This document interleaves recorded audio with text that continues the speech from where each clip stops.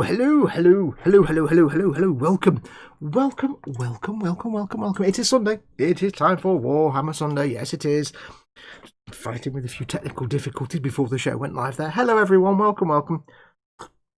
Swig of coffee. Yes, now welcome to Warhammer Sunday. It is that time of the week when I sit down and try and do 3 hours worth of work. Yeah, not really. Try and do 3 hours worth of work. Basically, I'm just kind of getting stuff built that I'm going to paint later on.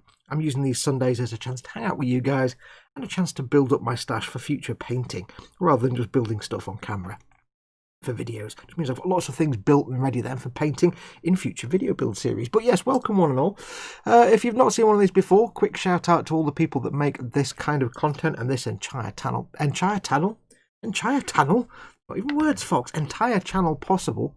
First and foremost, my lovely patrons and YouTube channel members, my patrons who support me at patreon.com/modelmakingguru. There's the link. Yes, and also my YouTube channel members who supported me by pressing the join button at the bottom of any of my videos. All those people make this channel possible. They support it. They keep the bills paid. They keep the lights on and food on my table. So massive thank you to all of them. Also to my corporate supporters, goblingaming.co.uk and emodels.co.uk. Pretty artwork up in the corner here. You can see who they're from. Lots of thank you to them. Links to those two stores in the description below the video. They're your one-stop shops for all your model making and tabletop gaming needs, so go and check them out. And just thank you to you guys for watching, everybody in chat. Now, as always, this is about me doing some work and you guys hanging out in chat. So if you're watching this, where's the chat? Hang on. Hello. Chat box. Right, there it is. It'll populate itself in a minute. Don't you worry. I'll just refresh it. There we go. There we go. It might come in a minute when people start chatting. Yes, if you can see, there's an archive chat box here where you'll see the chat. But if you want to join the live chat, please do, because it's all about you guys hanging out with your friends in chat and having a good time while you're stuck at home. So just make sure you're watching this on YouTube. If you're watching it embedded somewhere, click on the YouTube icon that's in the bottom right-hand corner of the video somewhere, and that'll take you to the YouTube page where you can watch and join the live chat. And you should, because everyone in chat is awesome and they're all really lovely and they'll keep you safe. Of course, as always, Guthorm is watching the live chat over on the iPad of Happiness. We'll put Guthorm there so he can see. These are my lenses so I can see things. And we will be carrying on with the Ork Boosta-Blasta Bommer DakkaJet take a chance on me. It's basically I'm not building one of the four variants. I'm building a variant, which is a mishmash of all the different ones, whichever tickles my fancy. And I'm building this for coffee. I'm building this to be filmed for a Goblin TV, Goblin Gaming YouTube channel paint video. For the moment, I'm just building it and getting it done. So, welcome, welcome. I'll have a quick look at chat and see who is in. We have now. I know some people were in. Mordraka was in before when I was just setting up the stream, and Pascal Lever. So, welcome to them. They're not in my chat. I can't see them here, but welcome to those two. We have. Why is that not pinching to? Yeah. Twisted Rail Hobbies is in, and Nimcinder is half asleep, I suspect, as usual. Pascal and Moar, we've got David Sanderson. B3 is in. Afternoon, gang. Welcome, Steve. Your latest little cobbled together ship looks stunningly like something out of Destiny, I have to tell you that. It's another Destiny ship. Mark 3Bs is in. Scale Model Muse, welcome, Muse. Welcome, welcome. Oh, no, sorry, Muse is half asleep. I assume Nim's half asleep anyway. Usually is when she's watching. But welcome, Muse, as well. I remembered the chat wrong. We have Vamp as well, so Vamp and Muse both in the stream together. Welcome, welcome, both of you two. Graham M, we have the Raging Modeler, hello one and all. Phil Lewis, Chris at Gross Models, chat messages are working, Fox. No, I had to manually copy and paste them from a document. If you know me and Chris, we've got our little Stream Deck thing with buttons, and I press a button to do chat. So if I press the Boom Hut button, it's supposed to put a thing up about the Boom Hut in chat that you guys can see here, but recently it's just started not working. So what I actually have is on the iPad, I have a text document with all the links that I can copy and paste into chat. So I had to do it manually. I don't mind, it's not the end of the world. As long as buttons like, oh, even my TED button's not working. Oh, none of me, oh, okay, somehow none of my buttons are working now. That's weird. Let me give them a try. Nope. That's really weird. Oh well. My entire buttons are completely broken. Never mind. No buttons today then. No point having them plugged in. Anyway, so I've had to manually copy and paste them. Bit of how the sausage is made there. Well, I'm going to pop out for a second while Fox natters on and make me some ramen because I'm broke till Tuesday. Ramen.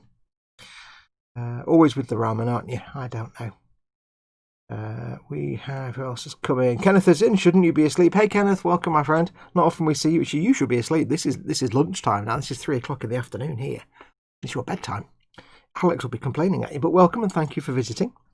Welcome, Kenneth. You'll be seeing your sanding sponges today. And I suspect there will be some hot rivet action because I'm still using your rivets. Just so you know, these rivets. Oh, yes, I'm loving these rivets. Dude, this is the best thing I've ever been given. Rivets are getting some serious use. Sanding sponges, yes. Who else have we got? Plastic Monkey's in. Welcome, Plastic Monkey. Juan Smokey de la Garza says, love kit bashing. It's not really kit bashing because it's all just parts from the same kit. I'm not building one of the 4 prescribed planes. You can build one of them 4. I'm kind of building that with a bit of this and a bit of that, and yeah, I'm kind of combining them all. So just because I'm building what I think looks cool, because there's no way I was not going to put that massive honking great intake on there. It's the size of a house. And there was no way. It's supposed to have this little farty thing, and I'm going to put that big one on there. So yeah. The TED button just toggled your eModels logo on and off. Did it? Oh yeah. Hang on, I can fix this then. Hang on. Let me do some fixing. You talk amongst yourselves for a minute. Right. Damn it. Seen that one. Seen TED slap it on. This one should be that one. That one. That one. Give Ted a quick test. Slap it on. Yes! Huge success.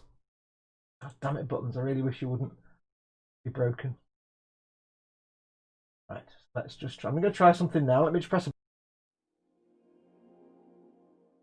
Okay, yes, we're back in business, yes. Thank you for telling me that. I hadn't noticed that. Also, chat's just reset. Oh, god damn it, you know. Oh... Streamlabs, what are you doing to me? What are you doing to me? Oh, I know why that's done. Yes, ignore me. I'll shut up now. Right, everything's working fine. Everything's working fine. Just calm down, folks. I think Muse passed out again, back to sleep. EC Idaho's in. Welcome, EC Idaho. 8 AM here, says EC. Wow. I can... that's all in one kit. Yes. A lot of Warhammer vehicle kits. Asks Scale Model Vamp. A lot of Warhammer vehicle kits give you all different options. So you can build this as the WARHAMMER the DakkaJet, the BlitzaBomber, or the Burner Bomber, or you can just cobble it together. The data sheet for the model kind of gives you the blurb for one variant, but all the different, you've got war gear options. So this model may replace both WASBomb mega cannons with 2 teleport mega blasters. I like the fact it's TELLY teleport. This model may take 2... So it basically, they're all the same plane. They just have different weaponry, and you can swap the weapons out. So this is more of a... I don't know what that's supposed to... That's like a high-speed Stuka diver. That's like a bomber. That's just a big bomb. So you can vary it all around, and they just have cosmetic differences, and they don't really matter. But like this one's got the big cannon there, and it's got a big gun at the back, and it's got a gun on the tail there. Whereas this one has a rear gunner, forward guns, and 2 big bombs. This one's got bubble gunner, 2 big guns on the front, and that's it. So it's more just different weapon, but you get all the parts. It's like in the Imperial Knights. If you buy the Imperial Knight kit, there's about 6 different variants you can build with all the different parts. If you get the Baneblade kit, now everybody should get the Baneblade kit. Even if you don't like Warhammer, you should have a Baneblade. Chris, tell them they should have a Baneblade. Ted will tell you the same. If you get the Baneblade kit, there's 8 different variants you can make from that kit. So yeah. So I'm not following those specific guides. I'm kind of doing a bit from one and a bit from the other just to make what looks cool. Because this is going to be built and then it's going to be painted. And when I do the painting, that's going to be filmed for my very good friends at Goblin Gaming, who have the YouTube channel Goblin TV. I'm going to film a little painting video for them. It's not going to be on my channel. I might release the painting video for patrons and members, but not for, everybody else. But it's going to go on Goblin's channel. And I'm going to just kind of make it look cool, really. So, yeah. Kenneth says, that's why I used this kit for a Warthog, says Kenneth. Oh, yeah, you did, didn't you? You made like a Warthog A10 Thunderbird A10 Warthog thing. Yeah. There's a lot of... Kenneth did tell me a while ago that this is a great kit for just kit bashing and cobbling together for things and making stuff awesome. So, Kenneth, I am loving this kit. I've actually got two. I've got this one to build and paint for Goblin, and I've also got the Tabletop Trauma Centre one. When I finish the Lehman Russ, the next Tabletop Trauma Centre will be a DakkaJet. It's one I've got off eBay that's already pre-painted, and it's terrible. So, yes. Sarah Jane says, I am no way having a Baneblade thingy. You say that now. You'll have one. There will be a Baneblade. Everybody will eventually have a Baneblade. There's no getting around it. It's just like inevitable, like death and taxes. It is the correct thing. Too expensive for the vamp, that Baneblade. Just have a little jar to one side, and every time you'll have a little bit of change left over, leave it in there, and then over the course of a while, you have enough for a Baneblade then. Hugo Modelwork is in, says, hello everyone, have a good afternoon. Welcome, Hugo Modelwork. Hope you're doing well, my friend. If you buy the Canid Red kit, you get the parts to build every Titan variant. The Canis Rex. I'll let you into a little secret. Just for you guys watching, and this is where all my boxes fall down now. Hang on. Got to do something very carefully. I'm going to let you all into a very big secret that nobody knows yet. Because Ted wouldn't let me do this on the Monday show. He kept saying no. I'll reveal what my next E-Models build will be in the new year.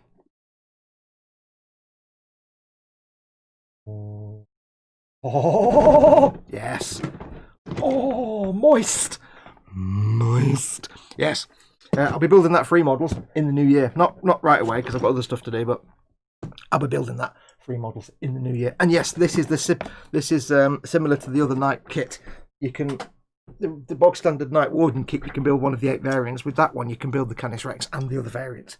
Again, it's full of extra bits. And that's the beauty of Games Workshop kits. You end up with a load of stuff left over that you can use for kit bashing and all kinds of goodness. So there you go. That's a sneak peek. Nobody else knows that. Just me and you. Obviously, it's not on the internet or anything, so nobody else will know until I reveal it for E-Models people. So shh, don't tell anyone. Don't post it up anywhere on the internet because nobody's supposed to know yet. David Sanderson says, nice. Scale Model Muse says, I want. Just so you know, Muse, it's about the same cost as a Baneblade. I'd say hello to Quano, says Sarah Jane, but I can't get a word in edgeways. Yeah, welcome to our world. We've been trying for years. I don't think any of us have actually had a proper conversation with Quano because you can't get in, can you? Kenneth says, are you copying me, lol? No, I'm not copying you at all, but I really did want to do an Imperial. I want to do, for E-Models, what I want to start doing is how to paint Warhammer stuff for them, videos for them. You know, like we all do our E-Models builds, and like Ted might do a tank and I'll do something else, and we'll all vary. I just kind of want to do Warhammer stuff for them, so they have a selection of Warhammer videos so they can big up the fact they sell Warhammer stuff. So I thought I'd start with the Imperial Knight because it's an easy paint job. It's not a complicated paint job. Really, sort of. Large box, that model must be spectacular. Oh yeah, the Imperial Knights are brilliant models. They are really, really brilliant models. And Edward Lennon says, I'm painting that now. The difference with the Canis Rex to the regular Imperial Knight, though, is it has a cockpit and a pilot. You don't get that with the others. Timothy Calarco is in. Well, good morning, everyone, says Timothy. Welcome. Welcome, my friend. And I think we're up to date with everyone who is in. If I've missed you, I do apologise. Now, keep in mind, I've got the chat here on the iPad of happiness and chat. But the moment I put these things on, I can't. That's just a blur. It's just a smear of blackness on whiteness. So if you want to get my attention in chat, please do. I have chat on my stream so I can interact with you guys and you can interact with each other. So please do join in the chat if you want to. You don't have to, but you should do. I won't be able to see it. So if you want to get my attention, put your comment in big fat capital letters so it stands out as it goes up the scroll. Or if you want to, you can press the dollar symbol that's underneath the chat window and do a super chat. You don't have to, it's optional, but it is a way to get your comment noticed. And it will obviously help support this channel as well. It earns a little bit of money for me. So puts your comment in a big coloured box and puts an animation up here with a noise so I have a chance to see it. Do feel free. Edward says, wait until you paint the little man inside. Oh, yes. I love painting little men. Little Warhammer men. I hated painting figures till I got Warhammer, and then they were so beautifully good to paint. I couldn't wait. I've got this guy to paint for the Tabletop Trauma Centre, Lehman Russ. I can't wait to paint him. He's an old metal figure. So much crisp detail. So much detail on that dude. Anyway, let's crack on, shall we?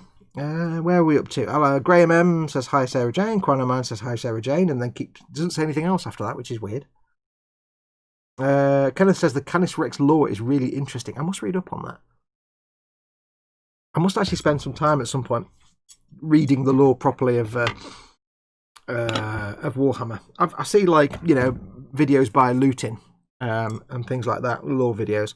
I kind of watch Lutin's videos because I like the way he does them, but I'm not really that au fait with it, so I must get more into it. I do have literally one Warhammer book, which is something Rise of the God Machines. I think it's about Imperial Knights. I think I got it free from my Warhammer store. They gave it me away. So right, let's do some work. So last week, if you remember, we glued on the toe wing, the first wing. That one's on. So what I need to do is clean up this wing, clean up this joining section, and then put some. I'll have to replace some of the rivets because I'll end up taking them rivets off, and then glue it on. And if you remember, the beauty of these is you basically get one set of wings, but you can build them as either swept up, swept down, and you do it. It's the same wing, or you can have them straight, and it's simply by either gluing the wing directly like that, which gives you a straight wing. Look at that. It's not quite. It's a bit wonky, that one. If you just put the wing straight in, it's a straight wing. Now, somebody did tell me the phrases for these, and I can't remember the phrases for it. If you build it this way, if you put this in, you can build it. It's cambered, so it makes the wing stick up. But if you put that on that side and that on that side, so it's technically the way round, it would then camber down, and that's how you do it. Just these little addition points, little add-on parts that just change the entire. So you only have one pair of wings. Great, I love that. It's just so clever engineering. Later on, I'm going up the shop to buy my first pack of Cadians, says Timothy Calarco. Cool. Cadians are good fun. I've not yet painted my Tempestus Scions, which I think will be more fun to paint, but Cadians are a great introduction because their armour is really simple. You know, it's just the suit underneath and then the bits of body armour, and some of the faces are so expressive. You'll like the Cadians. They are quite old kits. There's quite a few seam lines to remove, so have patience when you take the mould lines off them, because they can be quite a bit of a chore to get the mould lines off the face, but they will come off. They're really nice little kits. It's a good starting point. Canadians come in packs now, says Vamp. Oh yeah, and Spiddy Kuwait. Welcome, Spid. Spid says, a pack of Canadians, eh? Yes. Twain, Adams, Buble, etc. Lol, says David Sanderson. I don't know why. Oh, Canadians. I see. Upswept is dihedral. Downswept is anhedral. If I did it like that, would it just kind of go around in circles forever? Cool. Right, so anyway, let's crack on. So I need to get these wings cleaned up. Rather, this wing cleaned up. I need my special happiness sanding mat of happiness. Again, thank you, Kenneth. So good. You're such a cool dude, Kenneth. Thank you very much. Right, so we filled in the seam line here, or the gap here, with the squidgy glue when we squidged it together. Same on this. So this just needs cleaning up. Now, there are some rivets around the edge here. Oh, one other thing today. I'm also trying out some new streamy stuff. I've upped my bit rate to 12,000 kilobits per second, which is more than double the normal bit rate, which means there's more data going through to YouTube, which, although it probably doesn't make too much of a difference for me on camera, hopefully it does give you a bit of a better image quality whenever you're watching it. So I do need you to let me know if you have any problems with the playback today, if you have any problems with it stuttering or anything like that, let me know. Because I basically more than double the data rate, so I don't want to make sure people on older systems or older handhelds and stuff can still watch. So hopefully it'll give you a clearer picture and a bit better quality viewings. And it's just about pushing my systems as far as it can go, so it should all be okay. So let me know anyway. Hopefully it all looks good. Fox, if weird was a profession, I am pretty sure I could teach at Oxford University, says Quanoman. You could, but if spelling was a profession, you'd be out of a job. Sorry, I couldn't resist. I'm not scared of seam lines, says Timothy.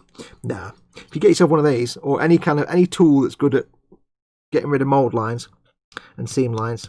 I mean, this is how I get rid of my... This isn't a mould line, this is when I squeeze the two together and the glue splooged out. But look at this. Look at this. Watch with your eyes of happiness. That is just about... A little bit of a ding there. That is just about flat as now. Bit of sandy. Let's go with some 800 grit. Have them on camera. And then some 1000 grit.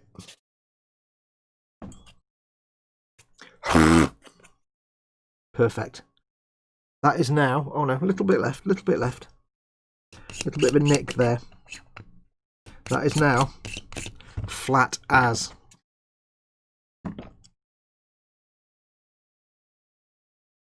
Now you could do that with a knife, or you could do it with a file, or you could sand it flat, but that would make a whole load of stuff you'd have to clean up with the file. You could use a knife, but a knife blade bends and would skitter and scratch and make little gouges. This thing isn't bending anywhere. And there's other things, there's similar products available, not just the Games Workshop one. But it doesn't bend and it's flat. So that's now perfectly smooth. It doesn't actually need sanding because it makes it baby but smooth when it comes off. And all I need to do now is get my scribing tool. And just very gently get all the crap out of them little panel lines. And get the little mould line that's in the middle, the seam line down the middle of them, by just rescribing them. Cleans them out, gets rid of the seam line down the middle.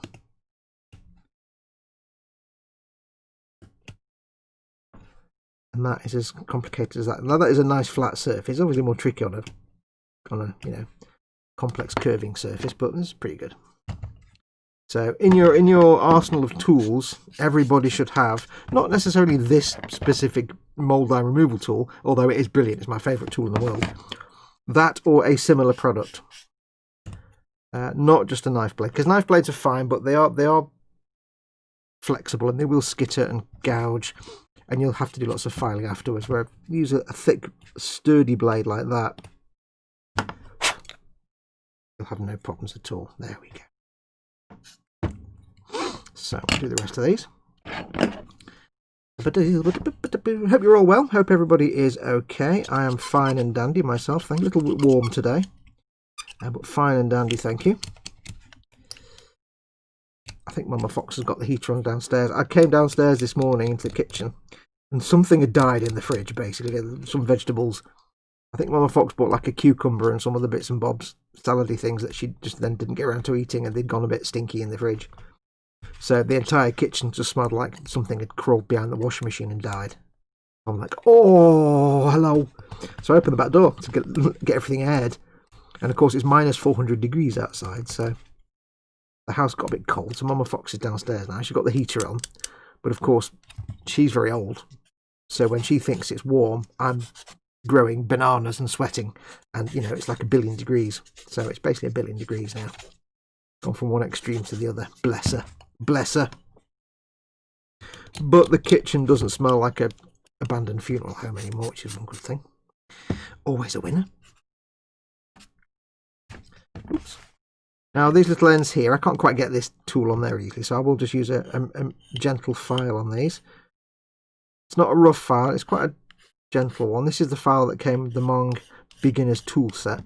It's quite handy for that, actually. The rest of the tool set was pretty rubbish, but that file was pretty good. Particularly clean. Just file that a bit flatter. So yeah, so there's a bit of a stink in the kitchen. This was like, oh, blooming heck, trying to make a brew, and I'm like, oh, I had to find what it was for. I'm like, is it something in the food bin? No. Is it something in the main kitchen bin? No. Has there been some food left out on the side somewhere, like something that needs to be washed up from yesterday's dinner? No. I'm trying racking my brains, like, what the hell is making this stink in the kitchen? It's horrible. Ah! And I'm like, wait a minute, what's in the fridge? And lo and behold, there was a cucumber, still wrapped, still in its plastic tube, untouched by human hands, but it had gone all mushy and stinky. I'm like, wow. My least favourite fruit or vegetable. I'm not quite sure whether it's a fruit or vegetable. One of my least favourite foodstuffs, and it stinks the worst. Of course it does. Nothing worse. It was very similar to if you've got a slow cooker and you've ever made a slow cook meal and then kind of forgotten to empty out, you make a big slow cook meal of like some kind of stew. I've done this before. You start a slow cook and you do it and you have your dinner and it's this big thing like this deep and that long. And you do it, and then you eat lots of it, but you leave some of it behind. You think, oh, I'll have another bowl in a bit. I'll have some supper later, and then you never do, and then you forget. And then after about 4 days, you're like, crap, I haven't emptied out the slow cooker. And you take the lid off, and it's like, oh. If you've ever done that, forgotten that the stuff in the slow, oh, I've done that so many times. Because it's big and heavy and a pain in the butt to clean, but yeah, I've done that. And it just smells, oh, it was like that basically. But from one cucumber. Oh, one cucumber and a small tomato that had got a bit funky. Blimey, Riley. Okay, so let's have a look at that in the light. Now remember, like I've said many times, this is an Ork vehicle, so I'm not worried about it if it's not super showroom clean, cleaned up, invisible seam lines, all gaps filled. Don't really care. It's an Ork flyer. It's made out of scrap and metal and held together with string and bolts. It's going to be rusty and funky. So if it's got a few rough patches here and there, it's not quite... If you wonder what I'm doing here, by the way, I'm holding this... You can't see it, but I'm holding it up to the light to check it. So it's going to be old and funky and rusty, so I don't mind if there's a few little lump and bumping bits here and there. A little bit crud in the seam line, in the panel line there. I have no problem with that at all. It adds to the character. So I shall have a look at chat in a moment. I shall just clear up some of the fluffy bits with some extra thin. This is just getting rid of any little sticky up scruffy bits that haven't been quite cleaned away. I can also run it down these little panel lines just to clear away any debris that might be stuck in the panel line. Remember, Tamiya Extra Thin melts the plastic, so in a tiny amount you can use it to clean up any little sticky fluffy bits. Ooh, scratch your nose. Now this bit here, we've done that, we'll put that to one side. Have a quick look at chat. I'm not a bad speller, I'm a non-conformist, he misspells. Never mind. Weird at last, praise the Lord, weird at last, says Timothy. Set bitrate to ludicrous speed. Yeah, I'm trying to say 12,000. I remember reading a long time ago that you have to set it to about 5,000 or 6,000 bits per second, kilobits per second, because people on mobiles will struggle watching it.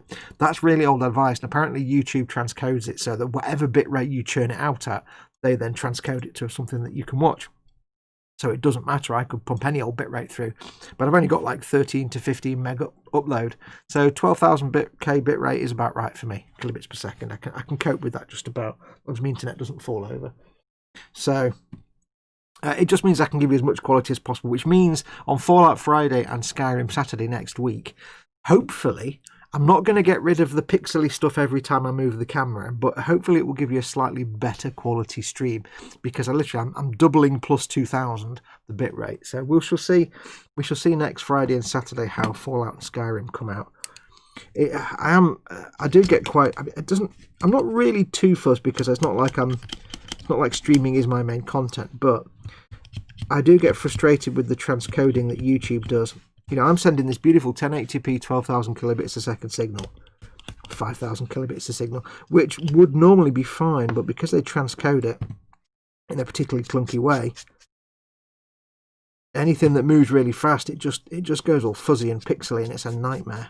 And there's no way around it, unless I was to send a video at 30 or 40 or 50,000 kilobits per second, send the data that way, but that needs a broadband upload speed of 40 or 50 megabits, which I don't have. So I'm like, maximum I ever get is about 14, 15 megabits upload, which is fine for this kind of stuff and for the occasional game stream. But it would be nice. Do I need to worry about this? Yes, I do.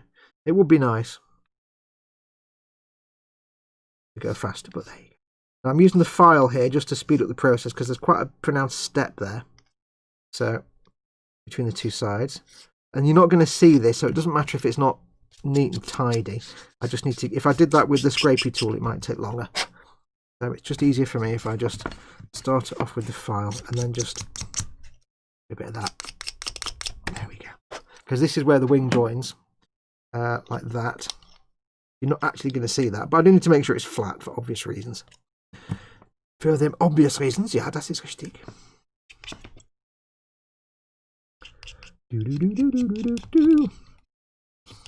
So yeah, until one day when I can get fibre to the house rather than fibre to the cabinet broadband, because fibre to the house isn't available here at the moment in this area from my provider. When I get fibre to one day, I'll have like direct fibre connection. That'll be fine, because then I can have like massive happiness broadband speeds, like 50 meg upload. I'll be sending like 40,000 kilobits per second streams up through the tubes. They'll still look garbage after YouTube's compression, but I'll be giving them more data. Also, I'll be able to stream in high resolutions for video games. You know, I might decide to stream gaming in 4K, like Chris does, if I have the big fatness. We shall see. Hello, Mama Fox. So we shall see, but that'll be one day. At the moment, I've got FTTC fibre to the cabinet, which is as good as it gets. Which is, what am I getting in a minute? About 45 to 50 megabits download, and 12 to 15 megabits upload, which is, you know, ping of like 15 milliseconds, which is absolutely fine for everything I need it for. Now, somehow, miraculous, this little mould line here, this little gap here, has completely gone away without me needing to sand the rivets away, which is really nice. On the other one, I had to sand it so much because there was a gap that I had to get rid of them rivets and I had to replace them. So I don't need to do those rivets. But don't panic, Kenneth, if you're still with us later. I do have some riveting to do, I think. I do need to sand that though, because I did a big fat finger mark on this one. I might have to get rid of these rivets. Let's do a little bit of sandulation. I've got a big thumbprint on this bit. If I can get rid of this thumbprint without getting rid of the rivets, that'd be good.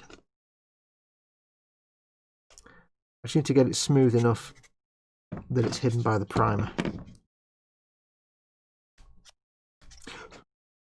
I think what I can do there. Okay, I've got rid of one rivet, so I'm gonna take that rivet off because it's a bit squishy flat now. I'll take this rivet off.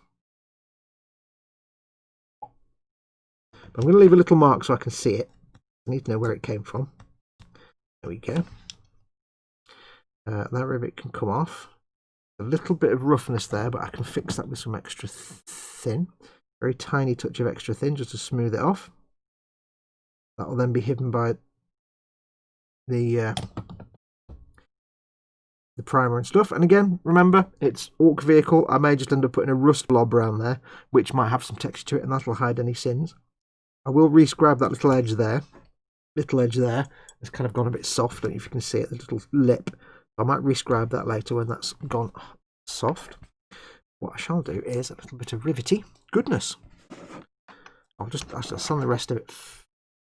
Do I need to do anything else? No, I can just quickly do this edge.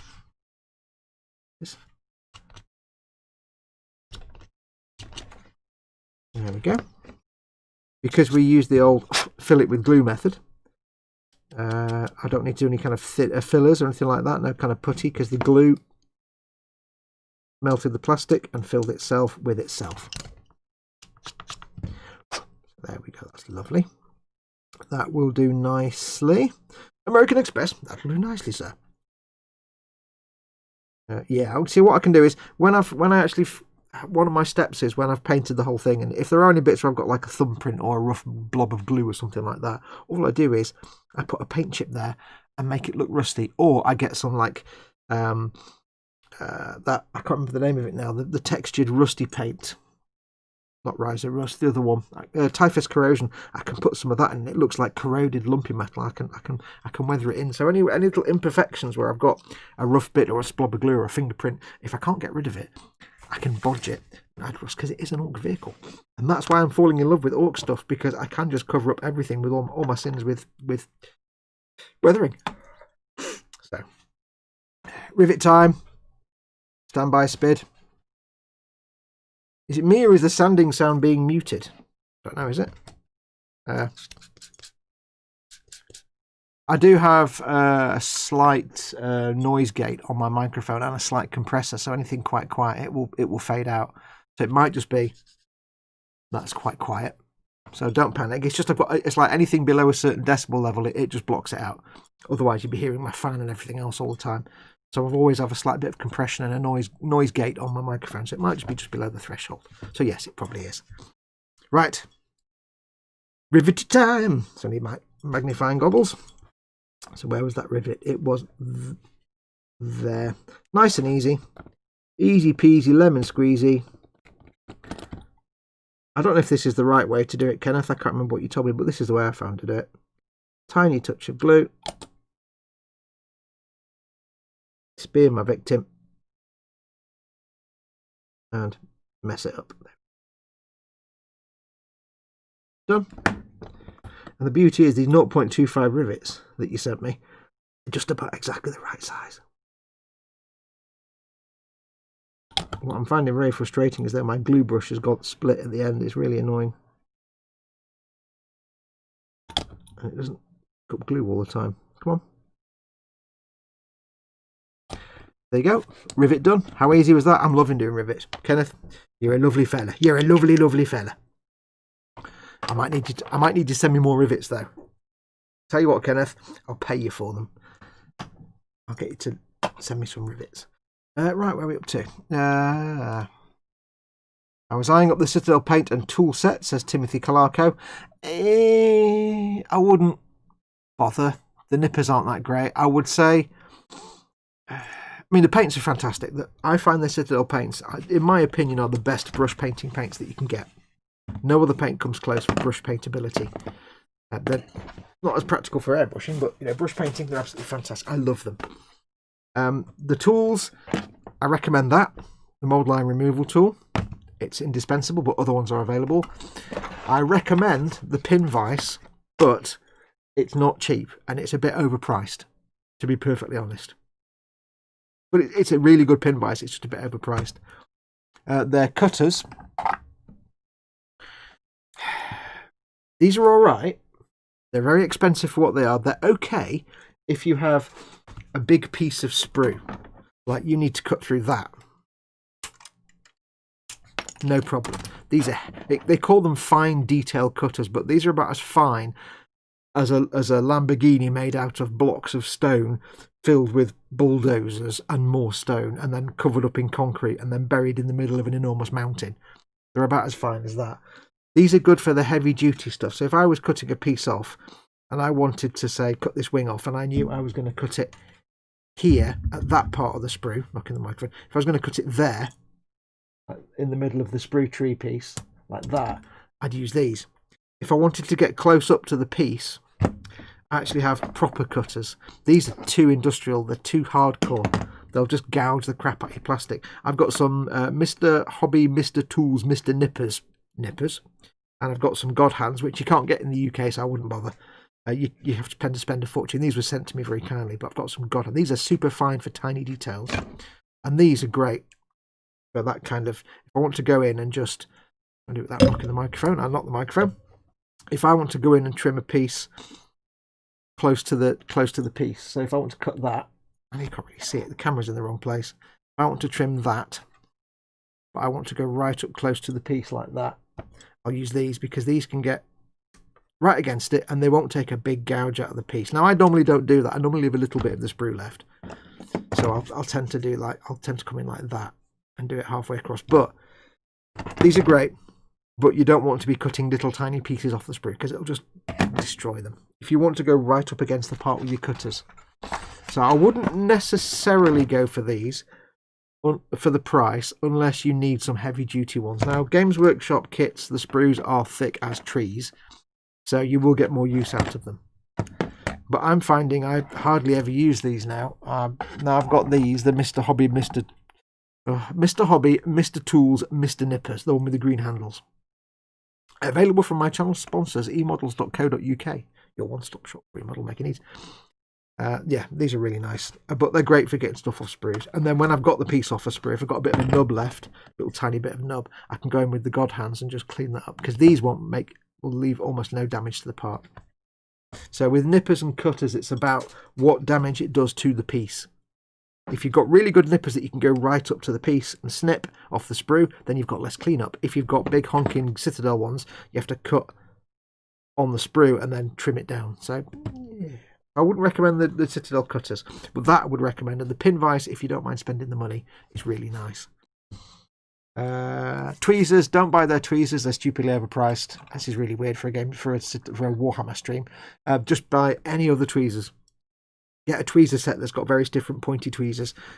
Their tweezers are horrible. You need tweezers that have pointy bits or that have curvy blades. Or I've got some that have got little right angle grips. You just need don't get the Games Workshop tweezers. Tweezers with a big flat blade on the end, they're almost useless. Trust me. So yeah, I'd buy with Games Workshop. It's better just to buy the things you need when it comes to tools and stuff. Just get the tools you need rather than buying. Because if you get, I think that starter's tool set comes with. What does it come with? It comes with a pair of nippers that are absolute hot garbage, but not hot garbage like the Mong starter set tools. They're not great. Not great. They're all right, but they're again harsh. So it's worth spending some money on a decent set of nippers. Right, so where are we? Where we are? Got my waffles. Oddly enough, I've always used the back of an X-Acto knife for seams and other blades with the broken tips or sharpened panel lines. Yeah, you could do that. Let's say the only difference is, of course, like I say, it's flexible, so it bends like that. And that's where you can go skip and it just goes scratch, even with the back of it sometimes. I just find that. The other thing, of course, is this is so rigid. If I've got, like you saw there, that flat surface, if I drag it across, it keeps it flat. And the other thing where this is handy is if you've got two bits of plastic you've glued together, like that, but you've got a slight step. For example, because sometimes you get a kit, you glue two pieces together and there's a slight step.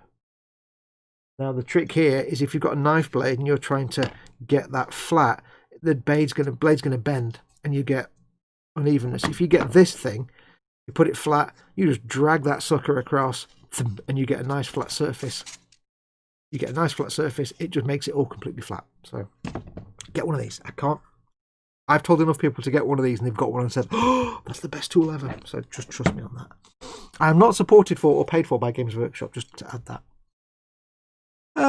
Nim is back. I've returned. Ramen has been made and I'm ready to relax. And that brings me on to the question, Bench and Belly, what are you working on right now? What craft, just after your model, but what craft project are you working on? And what are you eating right now? Or what are you having for your dinner? Or what have you had for your dinner? Now, Nim knows you can't just say ramen. We need to know we need to know all the details. And keep in mind, I don't really care what's on your bench. I just want to know about the food. But it's nice to say what you're working on. Oh, hello. That just vanished. Where are we up to? I've missed a lot of chat. I'm gonna have to jump ahead a little bit. Nonconformist. If I miss your comment out, by the way, don't forget to put your comments in massive capital letters at least, so I have a chance to see it. If I miss your comment, just ask it again after a few minutes if I haven't answered you. Are you not with Virgin Fox, says David Sanderson? No, I used to work for them. I would never have Virgin Broadband. I'm with PlusNet. I've been with PlusNet for probably about 15 or 16 years now. And I adore them. I've never had any major problems with it. I've had an outage from them once in 15 years. And occasionally they'll phone me and say, we want to see if we can get you on a better package. And I say to them, do you mean a package that costs me more? And they go, yeah, kind of. And then they go through it and they say, nope, you're on the best package. I can't upgrade you. And I'm like, brilliant, thanks. I love PlusNet. Fibre, in my day, we were glad we could upgrade from a 14.4 to a 28.8 dial-up modem. Oh yeah, 28,000 baud rate.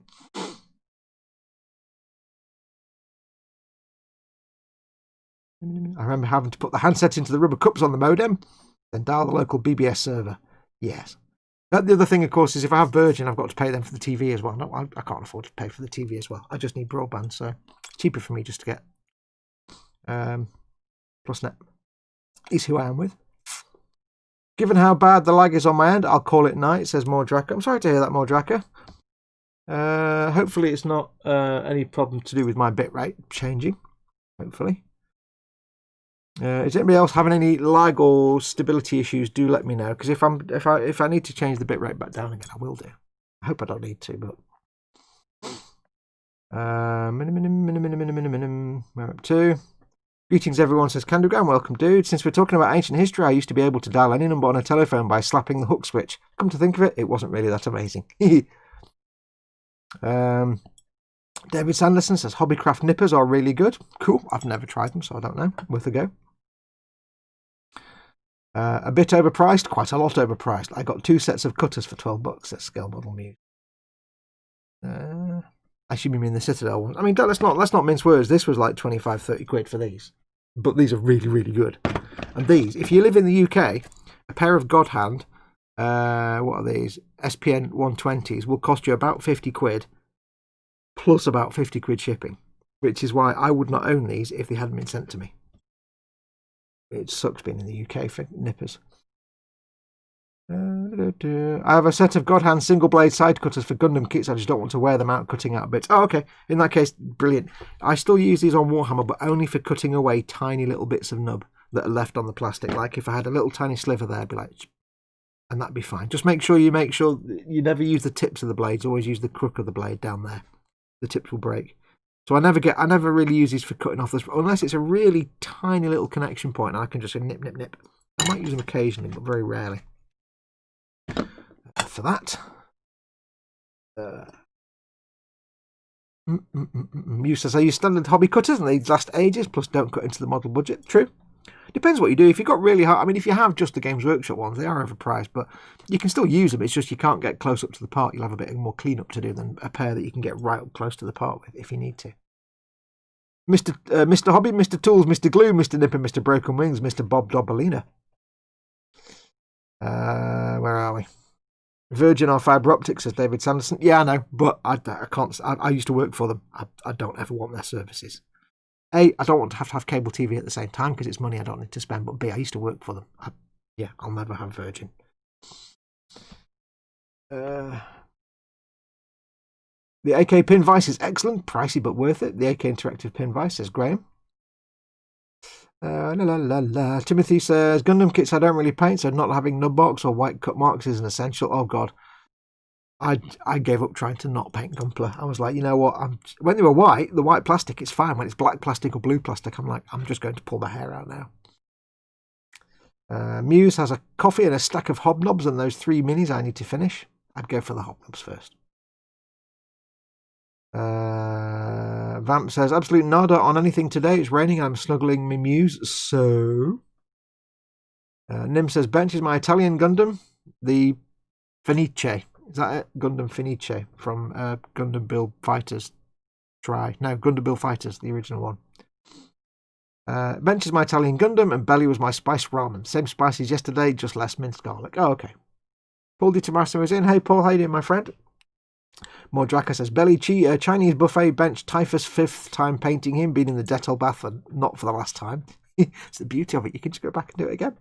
Although I have to say, now I'm painting, if you watch my Tabletop Trauma Centre with me painting this, it's still ongoing, but I've got to tell you, it still smells like school corridors because it got the Dettol bath. It's not as bad when I first primed it. You could really smell, I mean, I cleaned it off and you could really smell the Dettol. Now it's not quite so bad. It's now just more faint school corridor smell with a hint of like gym bags and sneakers and running across the hall. And there's still a 1970s primary school vibe going on there. I can still smell it a bit, but it's not as bad. Yeah, that's the one thing. Let's have a look. Virgin aren't fibre everywhere in some areas. They use BT copper because there isn't a fibre network, says B3. True. Fibre isn't everywhere. If you don't know broadband, you've got basically FTTC, which is fibre to the cabinet, which is it's all optical fibre up until the cabinet at the end of your street, and then or at the end of a nearby street, exactly on the end of my road.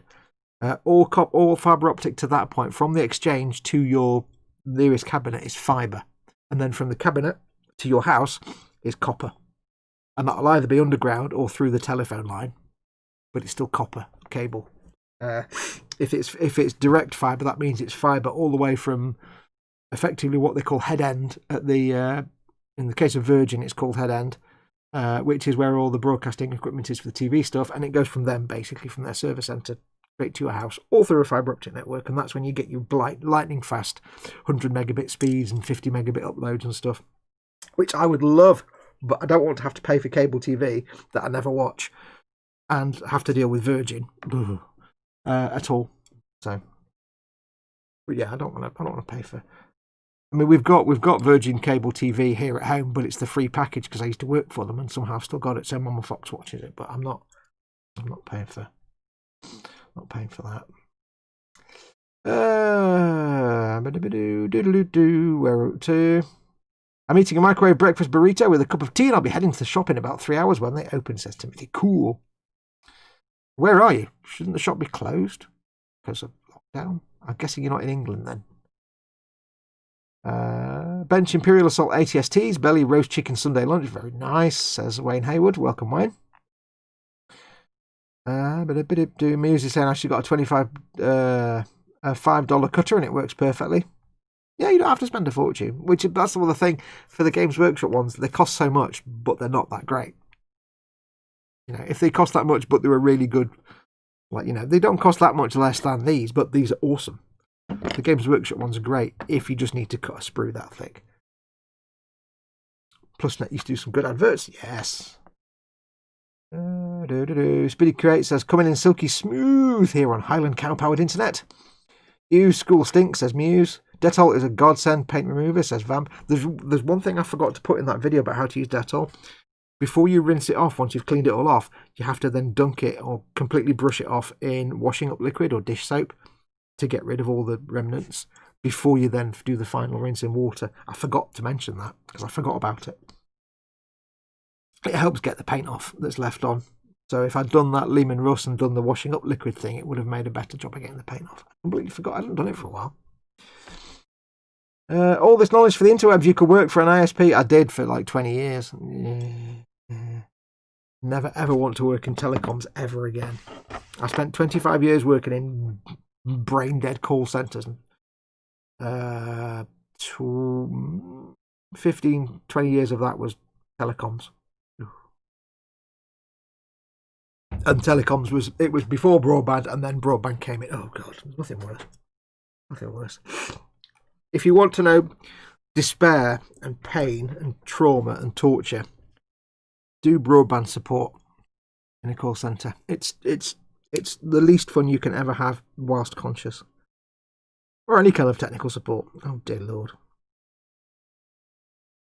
Any kind of technical support. It's just mind-meltingly awful. In telecoms, it's the worst thing in the world. I would never wish that on anybody ever. Right, so we've got the wing in there. We've got the little add-on part. So we can glue on the add-on part. That can go in there quite nicely. We've cleaned up the little seam there because we're going to see the outside. We're not going to see the inside because there's stuff to go in there. I might end up giving this burpage more guns than needed, but I don't care. So that's going to go in there. I'll just make sure it's the right way. Yep, that's going to go on there. So we'll take the extra thin. We'll move the awesome mat of sanding out of the way. Yeah, 25 years in telecoms. Oh. The worst thing is, it was the first 7 years was residential telecoms from broadband. Although it was really the first 7 years was residential cable TV and telecoms. Let's be clear. I worked for 9X for a few years I'm in the UK. I worked for 9X. New York, New England, and X is for the future. Then they got taken over they got replaced and bought out in this country by Cable and Wireless. So then I worked for Cable and Wireless. In the same desk, I worked for about 5 different companies. Then they were taken over by Cable and Wireless, so it became Cable and Wireless. And then they kind of got taken over or merged with Mercury Telecoms. So then I was kind of doing some work for Mercury and some for Cable and Wireless. It was very confusing. And then it got taken over by NTL. So I within a space of a few years, I went from working from 9X to NTL through Cable and Wireless and Mercury, all without leaving my desk. And then eventually that got taken over by Virgin. So became part of Virgin. So yeah, and all of it was just a living hellscape, a constant living hellscape. No. And then in later years, I left there and got a different job, and then I came back to telecoms again and worked for a company called Unicom, which was a small business-to-business telecoms company. God, that was awful. And then they changed their name and became, oh God, they changed to some Ponzi name that just smacks of a marketing meeting called, I can't remember what they're called now, Veristar. So Veristar, God. And then they took over about 5 or 10 different telecoms companies, all small ones. So I've got no idea what they're called now. It was like 8 different companies, and you're working at your desk and hang on, which calls am I answering now? Is this Veristar? Is this Unicom? Is this one of 6 other tiny companies? And that was business to business, landlines and mobile and internet, and that was just the worst. Because it's hard enough dealing with, Joe Schmo public, but business telecoms is even worse. Oh God. Because you've got people who run a business and therefore think they're the bee's knees when they're actually just a blithering idiot. Trying to explain how to identify the cause of a phone fault to a hairdresser is probably the lowest I ever had to stoop in my entire telecoms career, because for some reason hairdressers were the worst at understanding real simple concepts. I don't know why, they just were. Here the basic is, right, if you have a phone line, where I was working, they were all BT phone lines, well, they're all OpenReach phone lines, maintained by OpenReach. And if you have a fault on your phone line, if you log a fault, and OpenReach sends an engineer out, and it turns out it's not actually their line that they maintain that's the problem, it's actually your handset or your socket, they'll charge you for a wasted call out. Because they maintain the phone line and the phone network. They don't maintain your sockets or your handset or your equipment. And this is the kind of thing you have to say to them, okay, here's the situation. You've got this fault on your phone. I don't want you to get unnecessarily charged. So here's what we're going to do. There's a few checks I want you to do to make sure it's not your handset or your equipment that's causing the problem. Because if you do, OpenReach will come out, they'll point at it, laugh at you and charge you £100. Do you want that to happen? No. Well, then shut up and do what I'm telling you. 95% of the time, this isn't just hairdressers, but especially hairdressers, 95% of the time, the moment you start mentioning charges, they just go crazy and start shouting at you and screaming a lot. Is that looking fairly straight? How's that looking? I think that's looking fairly... It looks weird. It looks like this bit isn't straight in the middle, actually. Because of the way the shadow falls. It looks like the cone isn't in the middle, but I think it is.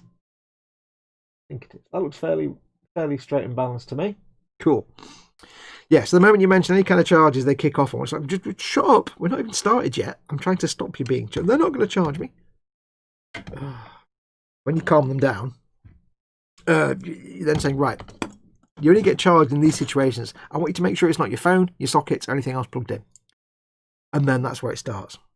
Because 99% of the time, they've got their phone plugged into an extension lead, which is plugged into the main socket and goes behind a cupboard that's been cut in half because some chump did something with the drill and cut through their... And this extension cable they bought from B&Q for £10. And they expect OpenReach to come and fit. It's like, no. There you go. But just trying to get them to go through the checks to find out where the fault was. Dear Lord. It was like I was asking... It was almost like I was asking an amoeba to do chest surgery. It was... Oh, I don't want to check this. Have you tried a different phone? I don't want to try a different handset on the line. Okay, but if it's your telephone that costs you £5 from Curry's that's the fault, you'll be charged £100. Whereas you can check it now, and in 5 minutes you'll know you need to go and buy a new phone. Oh, I hated that job. It made me a very bitter person at the end of it.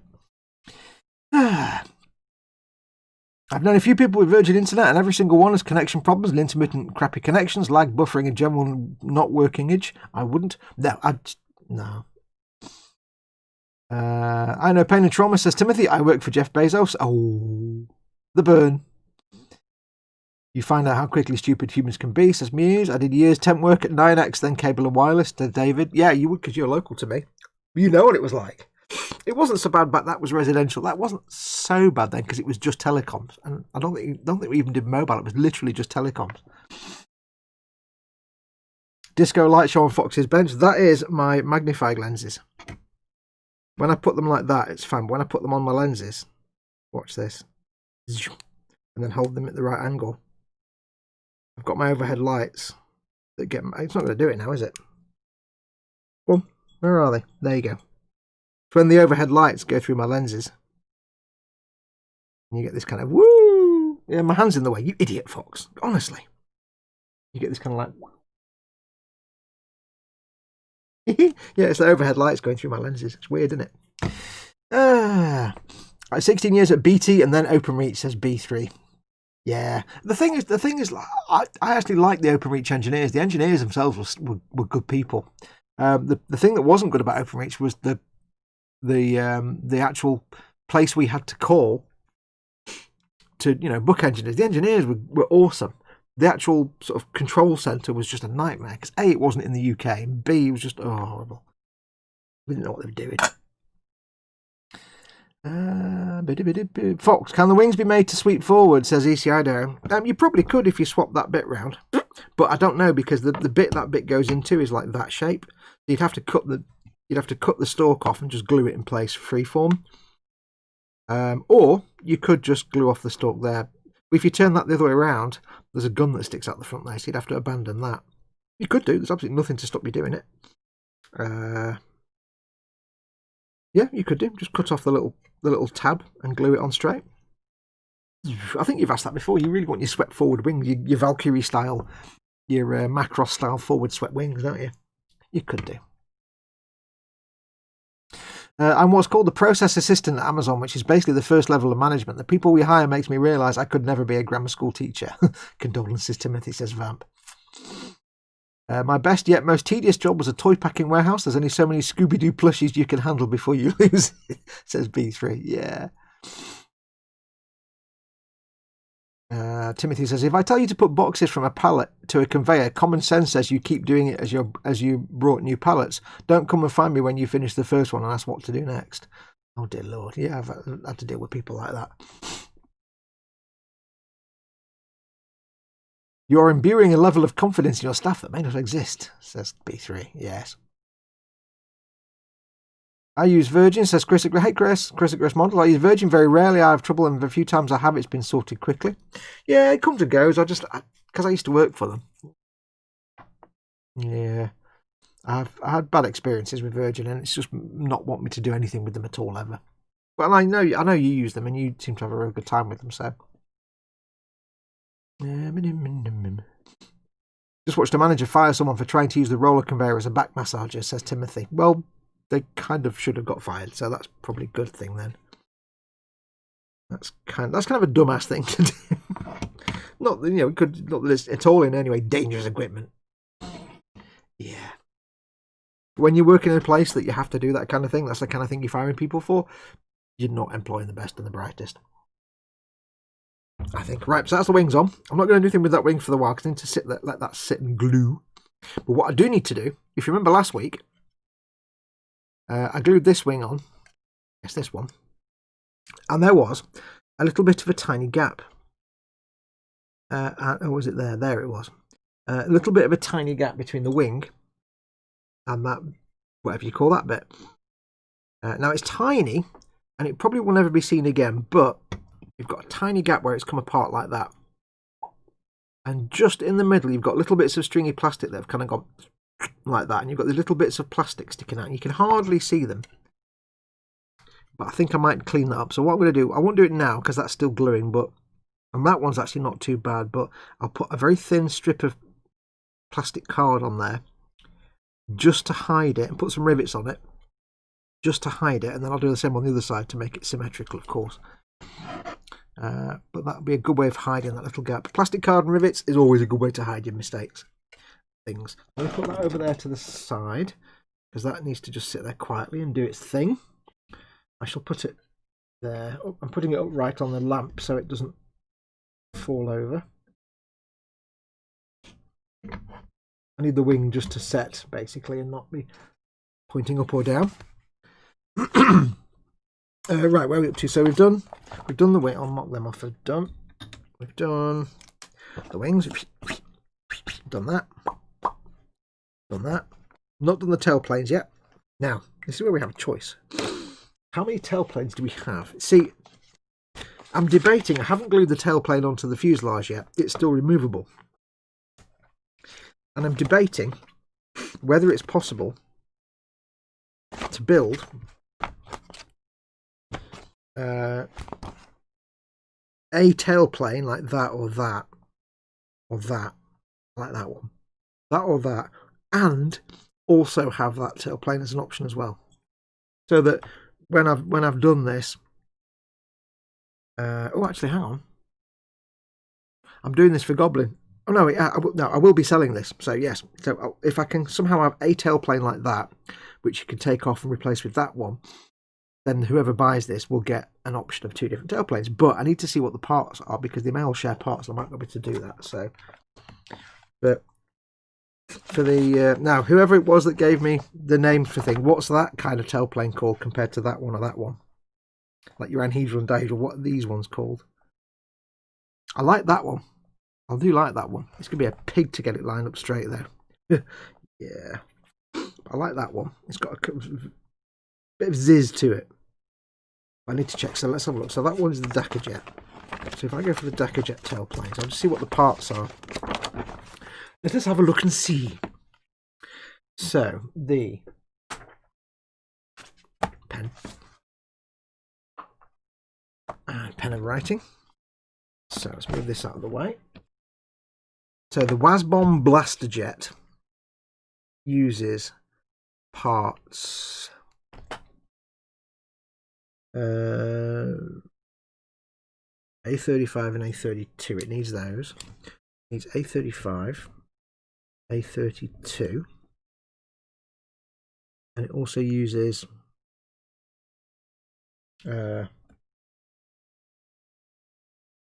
these two, A21 and 28. 21, 28, and A35 and A36. What? Oh, they've done it again. Have they? Oh no. Yes, they have.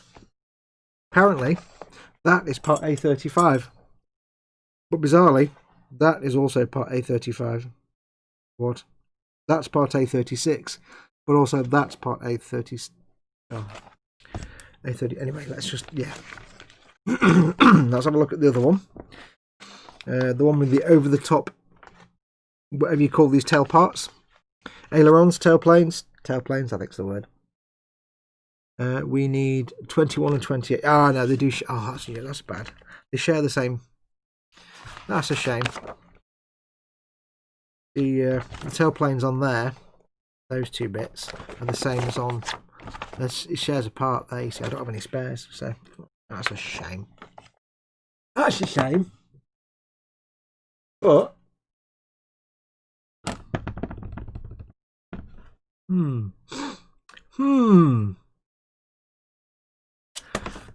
So let's make the overhead tailplane. But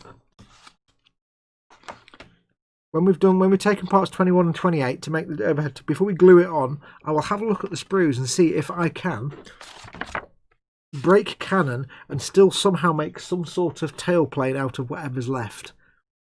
So we can still swap them around. Because if I can give whoever buys this when it's done and painted a bit of a silly choice, because you know, for these planes,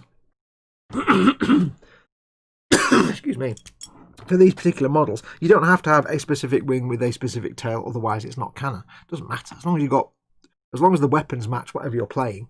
If you're playing a thing with 3 bolters and a storm cannon, and you've got 3 bolters and a storm cannon, then you're fine. If I was going to do Warhammer Fantasy, I'd build Night Haunt, says Timothy Calarco. Yeah, they don't really interest me that much. They don't look very interesting paint jobs. They're all kind of much of the same. I was debating whether to do the Warhammer Fantasy, the Warhammer Sigmar part work like I've done the 40k one, but I like the Stormcast, but the ghosty dudes were just boring. That didn't interest me.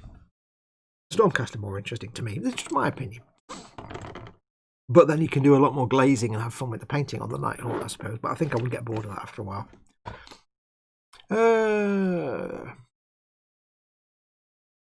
Our call centres are a constant source of frustration. Fox me try and avoid using them. They work from a script, don't speak English, and if you ask them something off script, forget about sorting it. Absolutely. Yeah. This is when I was in tech support for both broadband and phone lines, you had to call them all the time to book appointment. It's like, oh God, I've got, and then, oh, that music, oh, the whole music.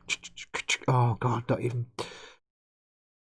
Timothy says, on the bright side, I saw like 4 cases of Games Workshop stuff come off a truck on Thursday. Woo. We had to open it up to sort out some issues from the vendor. It was full of night haunts. I love my night haunts, says Muse. Yeah, it depends on your taste. If you like that kind of thing, then it's more to your fancy. I'm more grit and dirt and mechanical stuff, and I think I'm a bit more. I can't think of the word. I'm not quite as freely sleeved arty-farty as the ghosties and ghoulies. I think I'm more mechanical. I'm a weathering guy, aren't I, basically? So I'm not going to do ghosts, but I'm going to do armour. I think. Just my personal preference, isn't it? You don't have to have a specific wing, etc. I'll have you know, the Orc Wars during the Battle of Nurgle, there were specific invasion stripes and a regulation number of rivets per wing. Yeah, it could be. Yeah. I'm Welsh, what do I know, says B3. It's an Orc Flyer, it doesn't need to be straight. Yeah, but as a model maker, I can't present a wing that's not straight. It just, there's part of my brain won't accept that. You remember I told the story about the rust streak on a real life truck that went at 45 degrees to the vertical because it obviously been parked at an angle. But if I painted that on the model, everybody'd be like, what the hell is that? Yeah. Right, so we need parts 21 and 28. We find these parts now. We will apply them to the tail. 21 is 28's there. Assuming the right numbers are on the actual instructions, they could be completely wrong for me now. Who knows? I found so many misnumbered parts in these instructions. They're making Italeri look professional.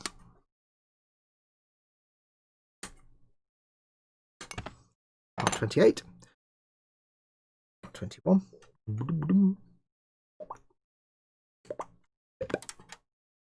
Part 28 and part 21. So we can get rid of that nip there. That nub even. Now remember I said before about how I use my god hands just to get rid of the little tiny leftover bits.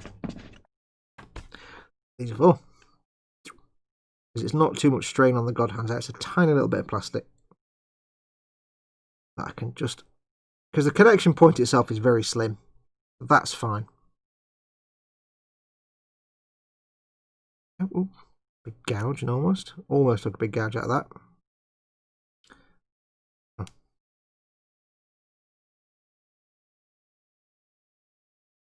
Plastic stuck in the middle. Wonder why they wouldn't close. So that's that.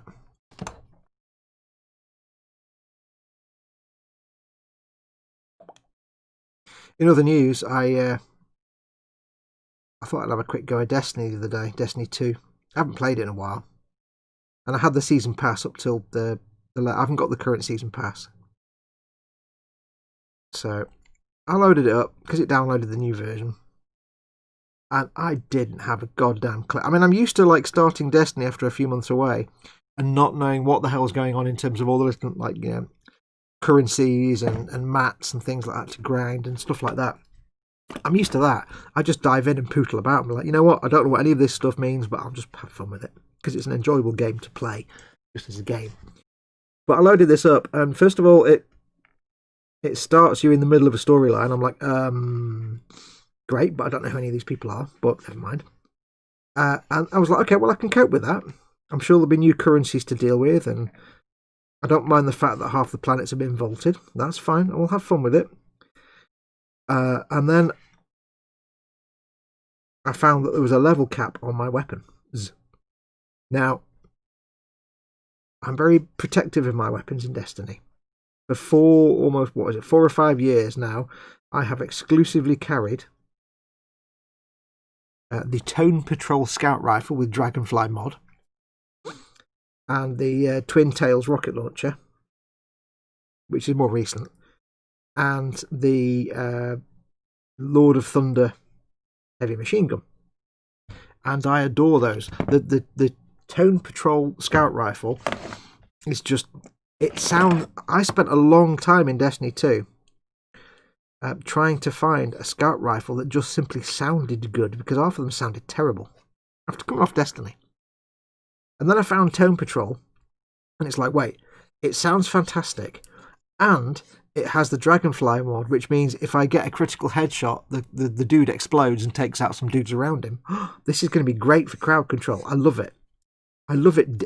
It's my favourite weapon. And then so basically I have the Tone Patrol, I have the Twin Tails rocket launcher, and the Lord of Thunder as my heavy weapon.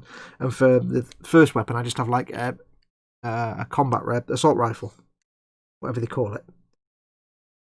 But I'm not really too fussed about that, although I have been carrying the same one for a while because I've done it. But turns out, as the seasons have gone by over the last couple of years, I've not realised it, they've actually been doing what's called sunsetting, which is where they basically take a weapon that's been around for a while, or armour, and they level cap it. So there's a finite point at which you can't infuse it anymore and make it more powerful. So I started this new game, and suddenly I'm like level 1050, which is quite nice, thank you very much. I was like 900 and something. And I was like, right, I'll upgrade my weapon, because it's currently damage was like 900 and something. I leveled it up, it said, right, you've reached your cap of 1060 power. I'm like, wait, I've got like, I can get to like hundreds more with the weapons. Yep, that's the limit now for that weapon. It's been sunset. You can't go past 1060. I'm like, and it's the same for all my armor. And I'm like, well, that means I can't level up anything to anything that's decent to play the game. And apparently the reasoning behind it is that they want to encourage people to experiment more with other weapons as they come along, the weapons that they introduce in each season. And I'm like, I don't want to do that. I enjoy the weapons I've got. I like them, I understand them, I have fun with them. I want to carry on with my weapons. But you're basically telling me I'm not allowed to do that. I must abandon those weapons and replace them with new weapons that I don't care about. So I turned it off. I said, right, that's me done with Destiny. Sorry. I've not got the new expansion. I have no intention of getting it anyway, but even less so now that I can't use the weapon I like. And you could say, well, I might find a better weapon. It's like, I know, but I don't want to do that. I don't play Destiny all the time. I play it infrequently, and just because it's got good gunplay and it's got a good feedback loop with the combat. So basically I think what I'll do is I'll just occasionally load it up and just pootle about. I mean, they've got the Cosmodrome back in, which is kick-ass. I love it's my favourite place is the Cosmodrome from Destiny 1. Absolutely fantastic. I love that place. So they brought the Cosmodrome back, which is good, although it's a bit empty. So I'll probably still load it up every now and then and pootle about in the Cosmodrome or the EDZ. But in terms of worrying about my light level and progressing through the campaign now, nah, no interest, because I can't level up those weapons to any useful level now. So I'll do patrols and little things, but I was like, wow, that's a real dumb thing to do. Why not just let people play with the weapons they've got? Yes, you've introduced new spanky weapons, but why do we have to use those? Why can't you just let me play in the play loop that I am happy with? I know it's all about more grind and stuff for weapons, but I'm like, not all of us want to do that. So I don't like that. I know you've used this weapon for 4 years, but we're going to force you to use something else now. How about no? How about just don't do that? I don't agree with that at all. If your new weapons aren't good enough that people have to be forced to use them, then maybe look at making better weapons.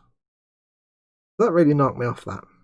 I was like, why can't I... Oh, and then I read up on it, and I'm like, oh, okay. Oh well, never mind. So there goes any interest of mine in progressing through any campaign stuff or spending any money on it for the expansions. I'll load it up occasionally and pootle about, and that'll be it. So I do think it's good they brought the Cosmodrome back there. Yeah. I don't miss things like Titan and stuff because they were kind of garbage anyway. I didn't like any of the maps in that game at all, apart from the EDZ, as they call it. Apart from the EDZ, which was good. I didn't really like Nessus and Titan. They were just kind of meh, bland and empty. Mars, I just didn't like at all. Really. Nah. Like, there's various maps in original Destiny that I used to go back to all the time because they were fun to play in, but Apart from the EDZ, nothing in Destiny 2 was really fun. But, you know, I kind of accepted from the start it wasn't just a simple first-person shooter. It was more of a sort of MMO-style shooter, which is, you know, not what I'm interested in. So I knew that from the start. I didn't feel bad about missing out on all the latest raids and story content and stuff, because, you know, I couldn't do that anyway. There we go. That's that cleaned up. So yes. Lost that interest in Destiny 2 now. I definitely wouldn't be getting the Beyond Light pack or chapters and stuff, because it's moved away from my area of interest now. But I only had the last one, the Shadowkeep one, due to the kindness of Chris and Paul, who actually bought me that add-on, which was very nice of them, because I wasn't going to get it. I was already kind of losing interest in that, but they got me that. That was nice. But yeah, I have no interest in the stuff now, which is fine. Now, where are we? Quick look at chat. Mother Nature is currently spewing what looks like almost a hurricane, so if I drop out, you know why, says Muse.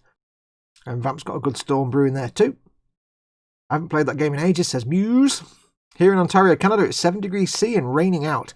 Paul Di Tommaso gets 100 points for using a proper correct temperature in centigrade because he's Canadian and not American.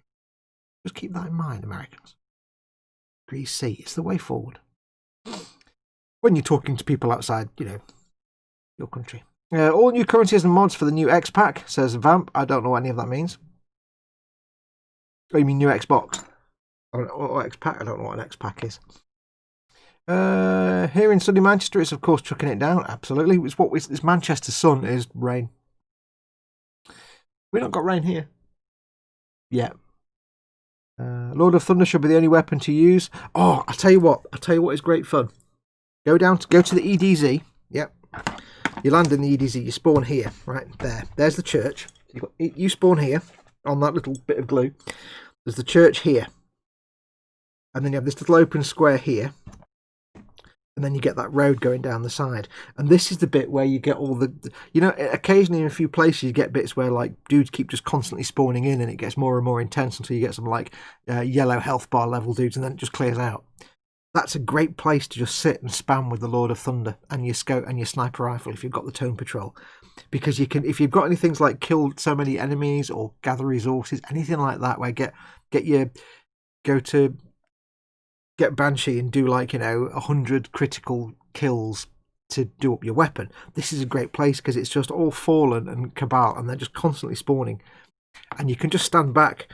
There's a little road that goes down here somewhere. You can stand about here and just take pot shots. It's great fun. I used to love doing that. I still do it if I get those kind of Banshee weapon quests, because my Tone Patrol is I don't remember the elements now. My Tone Patrol is the one with the is an arc weapon.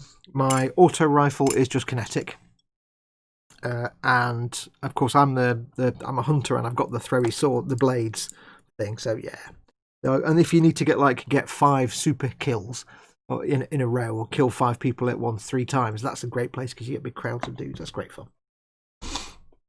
You need gold to play Destiny, right? Says Paul Di Tommaso. I can't remember if you still need gold to play games online now. I don't know. You can play it by yourself. You don't have to play with other people, but I can't remember if you need gold to play online now. No, Paul, it's like silver coins or something. I haven't played for almost 2 years. No, it means you need Xbox Live Gold to play Destiny. Way forward, do we learn that stuff in grade school and it's hardly used for anything here, says Muse. I don't know what we're talking about now. Oh, hello, matron. That was round. I'll tell you what, the bird we did last week was so round and mellifluous. I've not reproduced that yet. It's 52F, that's 11 degrees centigrade and windy and raining, nearly hurricane winds. He gave us both temperatures, so I'll let you off on that one. But I'll go for the C from now on. It's much more of a normal temperature. Cool kids use Celsius or Feltigrade. Oh, God. Celsius or Feltigrade. It's 17 degrees Feltigrade, 400 degrees Celsius. Oh dear, I've lost it. Vamp says, yes! I don't know. Right, anyway, so we got 2 tail plates, and we have a tail, which I shall pop off, like the character from Hartley Hare. So we got the tail. Now these either... Ooh, hang on. You stay there and don't fall over. Gimp. So these either... They've got a little square peg there. I can see it. Oh, sliding on everywhere. Stay there. Gimpatron. Little square peg, little square hole, little square hole. They can either go in there like that, in a very tenuous, unless I'm doing it the wrong way around, very tenuous grip. Which way around does this go? It needs the... Firstly, pay attention to what the F I'm doing. They're identical on both sides, so it doesn't actually matter which way. Oh, yes, it does. It needs to be that way. The edge chamfered that way. So that's this side. Yeah, you'll see it doesn't actually... Wow, that is the most ultimately tenuous grip. There's no way to... It just sits in there loosely. That's just feeble. Maximum feebleosity, that is. And then this one goes like that, I guess. Again, there's nothing at the back. They could have put 2 little things in there just to lock it in place, but no. Oh well. So that goes on there like that. So there's no way to... Need to be that way, doesn't it? Yeah. So that chamfer there needs to go that way towards the front. So that's that way, and that is... Get my brain into 3-dimensional mode. Yeah, that's correct. Right, so this is going to be interesting. For this, I think I will use the fast setting goodness, which probably won't make any difference at all. I'll put that on there. Now the risk here, of course, is that I use the fast setting glue and it doesn't give me a chance. So what I'm going to do is I'm going to glue this first one on with the fast setting glue, because then whatever angle that sits at, I just need to make sure the other one mirrors it. So I don't have to line this one up perfectly as long as the other one matches it. So we'll get a bit of glue on there. Fast setting glue, in like flint. There you go. Make sure it's straight. Push it down. We're already tripping balls from the fumes. That looks fairly lined up. So give it a bit of extra wobble.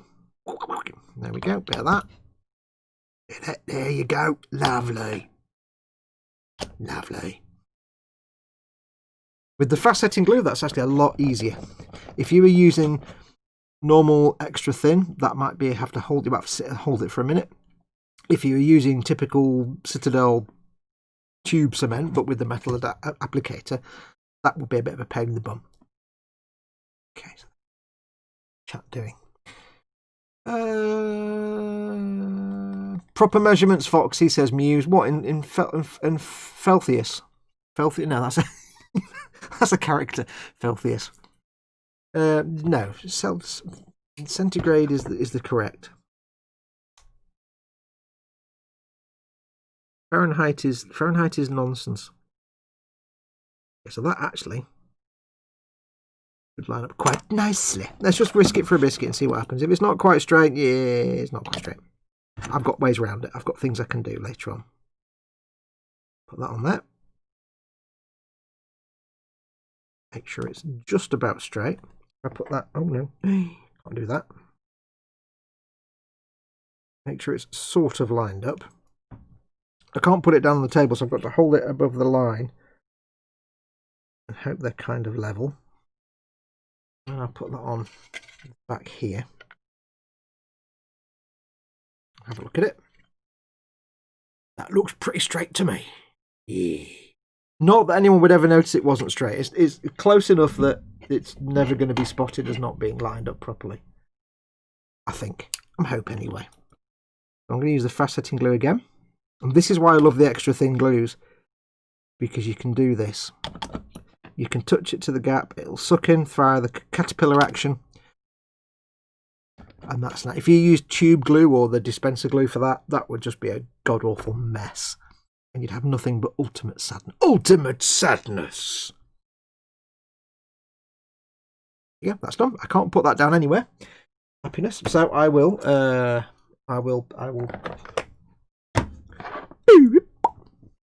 like a whale coming out of the blue tack, isn't it? Doing a tail slap. There you go. That looks pretty ish. Great to me. There we go. A bit of a squid. That should set over the next few minutes. Back in the room. Sorry, been playing with my iPhone 5 to try and get better video quality. Aha. Let me show you something.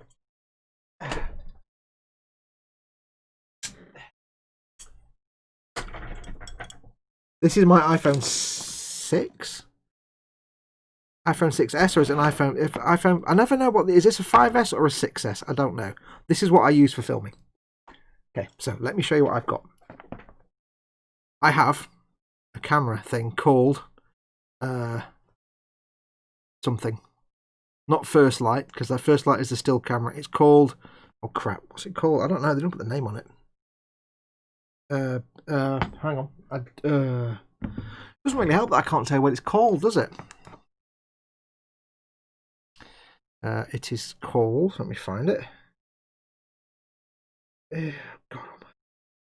Filmic Pro, there you go, that's the one.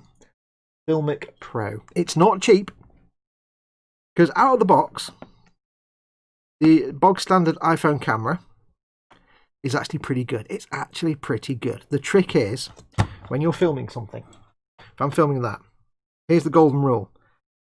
Have as much as, with the default camera, you need as much light as you can get. You need all the lights in the world. But there's something you need to do. If I move my hand, you won't see it, but if I move my hand in and out of shot, you see how that picture gets brighter and darker? I don't know if you'll see that. That's the automatic exposure and white balance. And focus as well. If I move that there, it'll focus, but it'll also tweak the white balance. If your video involves lots of this going light and going dark and glowing and hands moving, I would stop watching it after about 2 minutes, because it's really annoying. Everything is light and dark and you have to lock stuff. So simply do that. Push it down so it does the wiggly squares. Now you've got the focus locked, the exposure locked, and the white balance locked. It doesn't change. But if I move that, it's out of focus. So that's perfect, as long as you've got lots and lots of lights, and you can make sure this never moves. If you're painting a mini and you have the camera here like that, what you do is you'd be like, right, there's the mini. You get yourself a white balance. Oh, there's a white balance tool, you don't need it, but get yourself something to mount the camera on. Lock it on the thing you're wanting to paint. When you do that, though, make sure your hand is in the shot. And then if you've got like 4 pairs of hands, then you'd have your hand here and you'd hit that to lock it. And it would lock it. Because if you lock it like that without your hand there, it affects the white balance. So make sure the hand's in shot. And then just make sure when you're painting this or working on it, that that's staying in place and it's not moving backwards and forwards. However, I'll tell you now, it becomes a living nightmare. Which is why I ended up dumping that. And I went for Filmic Pro instead. Which I use now. It's about 20 quid. It's not cheap, but you can do things like you can. Here's what I do. Upside down for a start, which is not ideal. Turn around. It's that way. What I do is depending on your lighting and where the camera is. Where's the camera? Hang on, let me just restart this because I pressed the wrong button now. So. That's square is your focus. The white, the circle is your exposure, I think. There. All I do is you've got shutter speed there, 190. You've got the I can't remember what that is. The ISO, I think, is 36. I don't know much about cameras. I tend to stick that to 60 or 90. The lower shutter speed means it captures more light. If I set it to, say, 60 or even 30 maybe, 30, and lock it, so the shutter speed is now locked at 1/30th of a second. I can then adjust this, use that slidey thing to change the ISO. And what you do is, I've also got it set to, oh, it's freaking out, it does that sometimes. I love it when I'm demonstrating something and it breaks. It's just fantastic.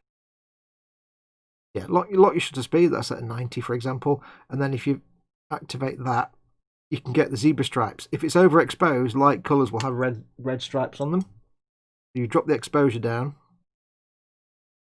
When you're a rough guide, drop the exposure down until all the zebra stripes go away, and that should be about right. If you go further, you get blue zebra stripes in dark areas, and that means you're crushing all the blacks. So you have to make sure you avoid that. Basically, I get it to about there. I unlock those two. So the frame rate is the shutter speed is locked at 190 or 30, whatever. I move the focus to the middle, unlock it, and now what I can do is I can move things like that. It'll focus on it perfectly, usually, but the white balance and exposure are locked by the red circle. So when I move things around, it doesn't go light dark, light dark. That's why I got this app, because you can lock the focus, exposure, and white balance all separately. Now, it's a professional level piece of kit. I've got the resolution at 1080p and 30 frames a second. Oh, but you can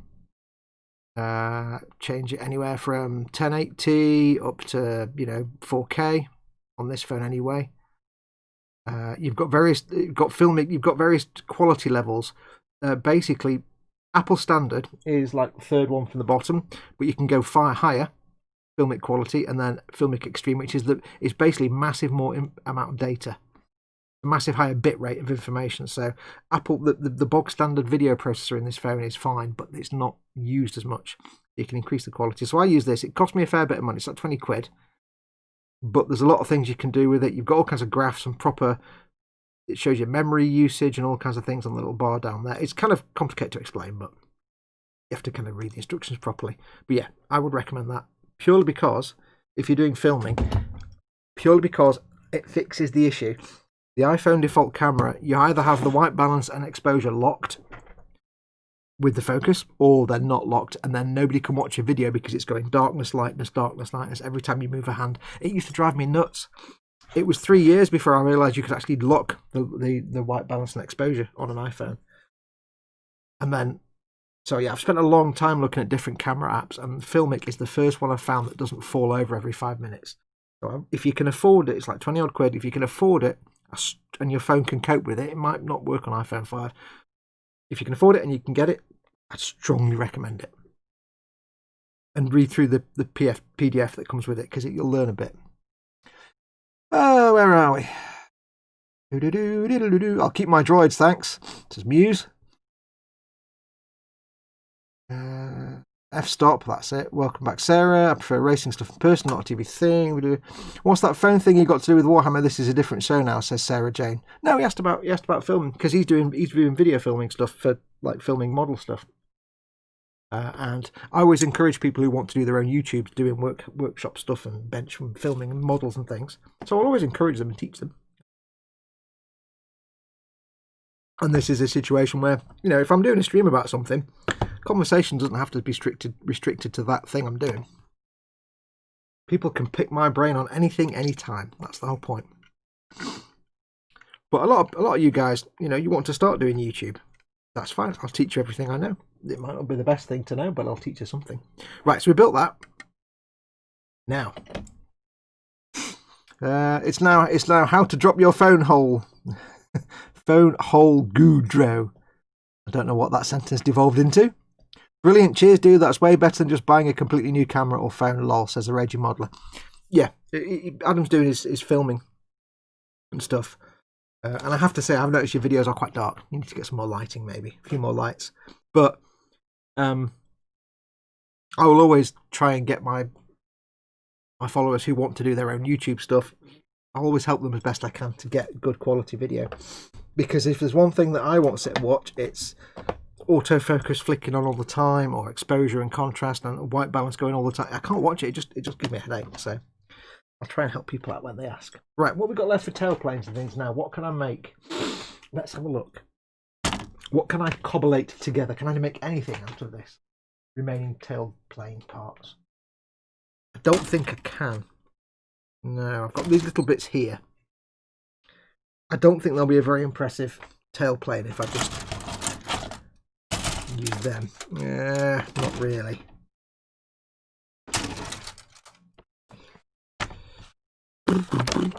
If it's more complicated than an abacus, I turn off brainwise, says Sarah J. Oh, absolutely, me too. It took me a long time to figure out the best settings for that Filmic Pro camera, and lots of swearing and things.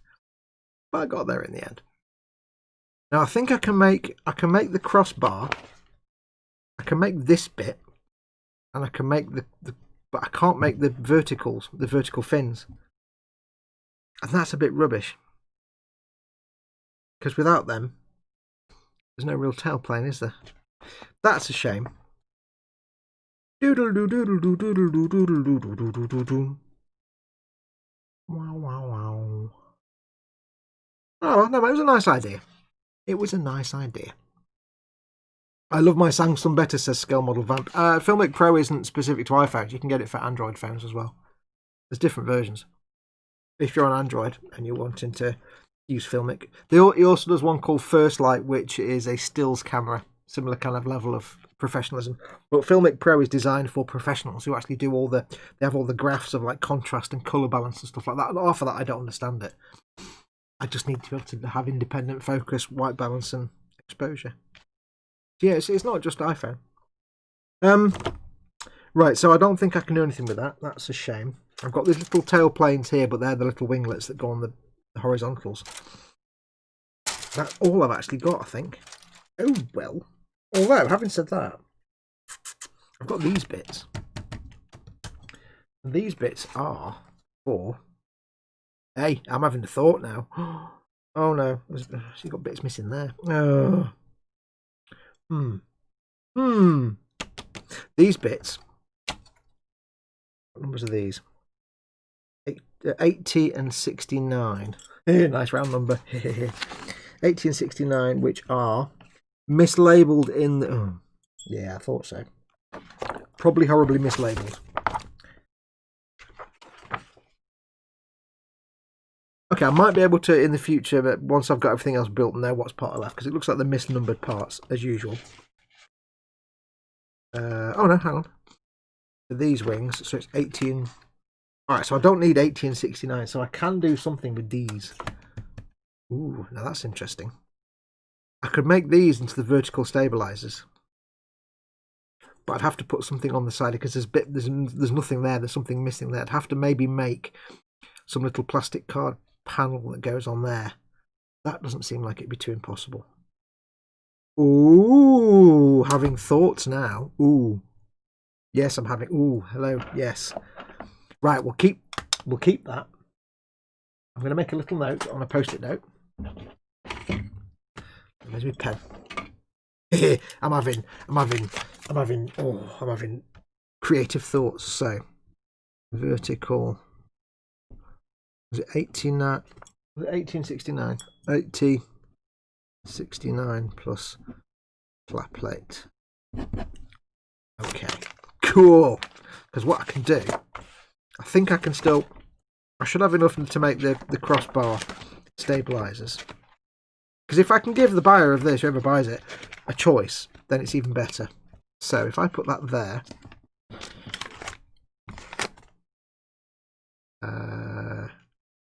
there. Remind myself. Verticals, there we go. I can cobble something together out of those with a bit of plastic card and some bits of. I'm going to go a bit B3 and do some kit bashing here. Steve, you'd be proud of me. Well, I say that now. I haven't done it yet. Right, where are we up to? But brilliant info though, says Vamp. Oh yeah, absolutely. But yes, you can get that app on Android phones, I think, as well. Right, burpage. So we'll do that. I'll get everything else built first because I want to make sure those are spare parts. So we'll just make sure everything else is built first. Then we'll come back to that. That's looking pretty good though, isn't it? I'm loving this build. This is great. I'm loving this kit. So what's next? So we've done that bit. We've done them stabilizers. Done that. That's the wrong plane I'm looking at anyway. Look at the right plane, Fox, rather than the wrong plane. Wait, which plane am I even looking at now? I don't even know which one I'm doing now. I've kind of lost track now. That's the one there. So we've done that. We've done that. Cool. It's got a kind of real de Havilland kind of lightning style. I quite like that tailplane, as opposed to the one down here in the middle or down at the bottom. The one down at the bottom here is a bit boring, but that one, got that. Now what's next? Next we have doodads, doohickeys and greebles. Okay. Right, so 50, 51, 15 and 14. Okay, let's put on some air brakes. 50 and 51, 15 and 14. I can actually recognise these from what they look like, so I think. Possibly. I think. For dinner tonight, I am treating Mama Fox to the Chinese. Yes, Chinese takeaway. Because Mama Fox has just, for my Christmas and birthday, because I was very kindly given all those Citadel paints this week from Gary. I've got like 8 billion Citadel paints. I've got nowhere to put them, so I've ordered myself. I needed to. I've placed an order for some more Hobby Zone drawers. The ones where you get the 2 long drawers in each unit, because they're perfect for Citadel paints. They just fit 25 paints in. I've got 119 paints, and those drawers, they're this shape and size. They're perfect for Citadel paints pots. So I've ordered 6 more of those. There's 2 drawers in each unit, 6 more of those units, which should do me nicely for all those paints, plus all the other things that I'm going to put in there along with it. Because I've got to, what piece do I need now? 51 and 50. 51 and 50. I've got nowhere to actually put more drawers, not on this bench.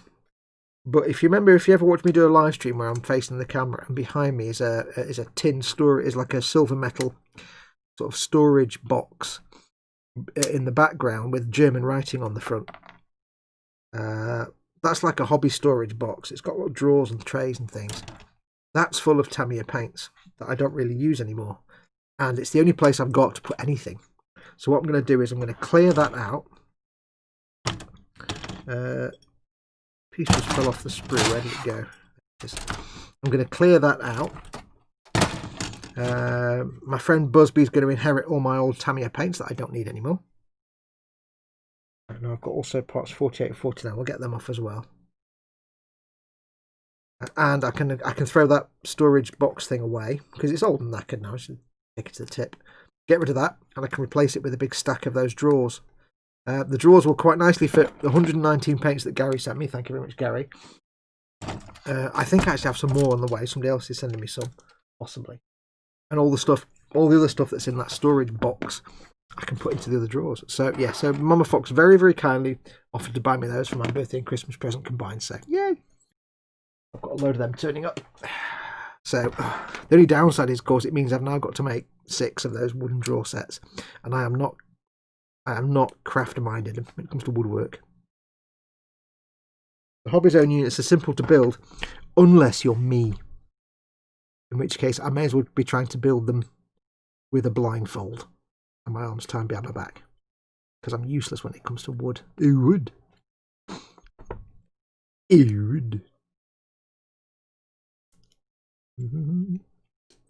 That's going to be something to do. In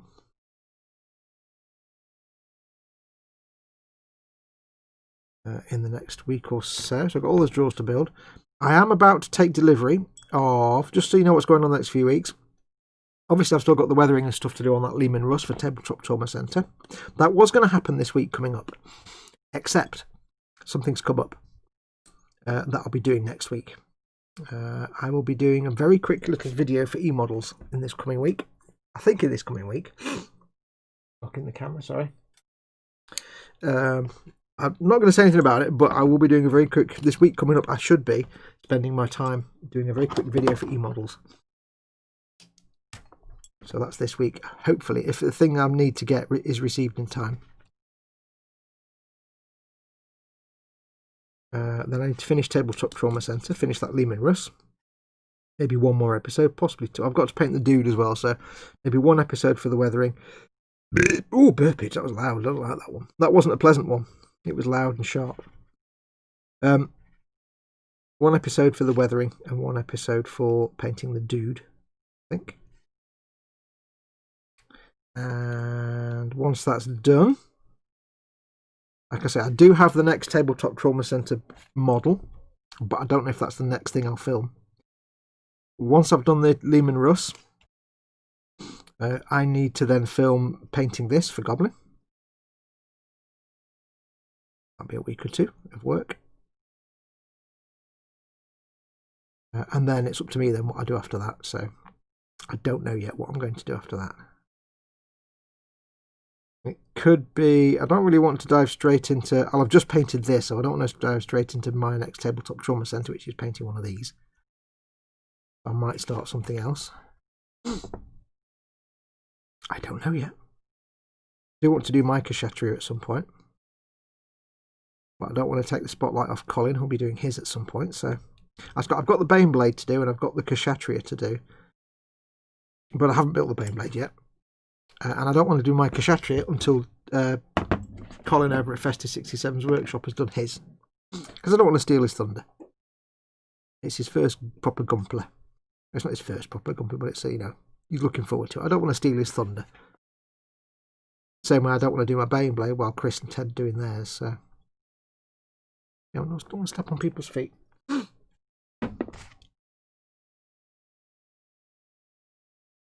So I don't know yet. I don't know yet.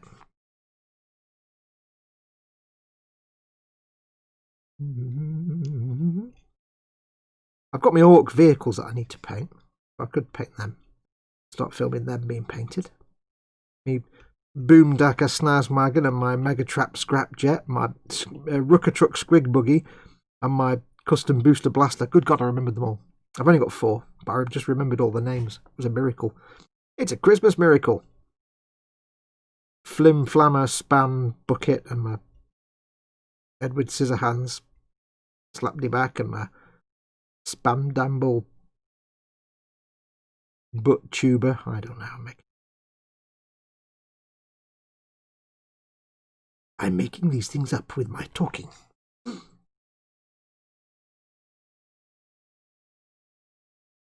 So that's the next few weeks coming up. Of course, there's obviously like Christmas and stuff in the middle of all that. Oh. So yeah, so basically, next week, I think next week I'll be tied up. I'll be out of communication range for a little while next week, doing a little video for e-models. So don't expect much from me from next week. I probably will still do Fallout Friday and Skyrim Saturday, but I don't know yet. It depends how quickly I get the stuff for e-models done. It's not a full build series or anything like that, so it's just a quick video for them. So I just need to cram a particular build throughout the course of the week. So hopefully I can still get Fallout Friday and Skyrim Saturday going. But those two streams, they are the kind of disposables. If ever I'm like running behind schedule or I need some extra time, I would never, like, as little as possible, I try and abandon Warhammer Sunday, because Warhammer Sunday is important. So I try and avoid cancelling Warhammer Sunday unless there's no way around it. But I'll always treat Friday and Saturday as like expansion joints. If I need to make some space, they can be fairly easily sacrificed if needed. Oops. What we'll do these cannons first, because I've got to drill these out anyway. And there's more required on these, so let's get these cleaned out.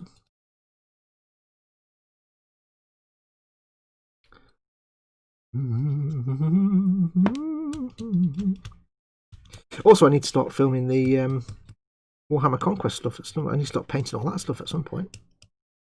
Many things I need to paint. All the Warhammer Conquest things.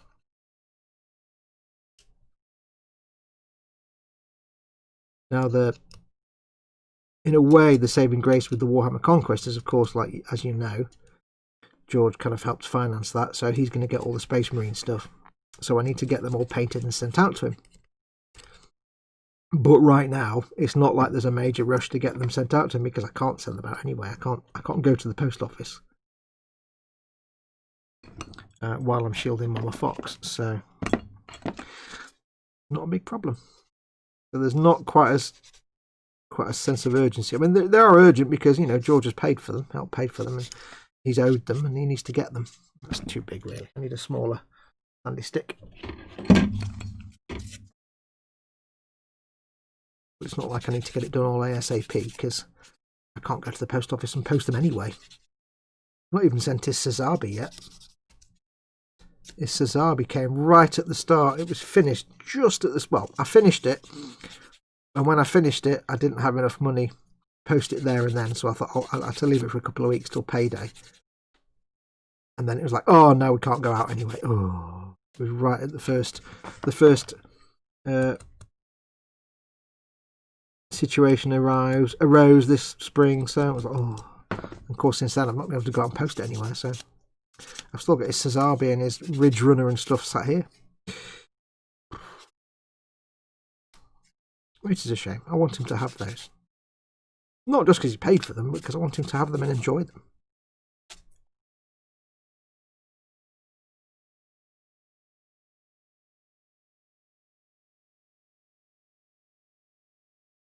That bit of clean up. Now you see I'm using the knife blade here to get rid of a mould line. That's purely because it's a very, very, very, very faint mould line, and it's too small a space to get the... I nearly said entrenching tool then, and then I nearly said embalming tool. Good God, I've been playing too much Skyrim. To get the seam line removal tool, mould line removal tool in. Right. That's there. Oops. And come back.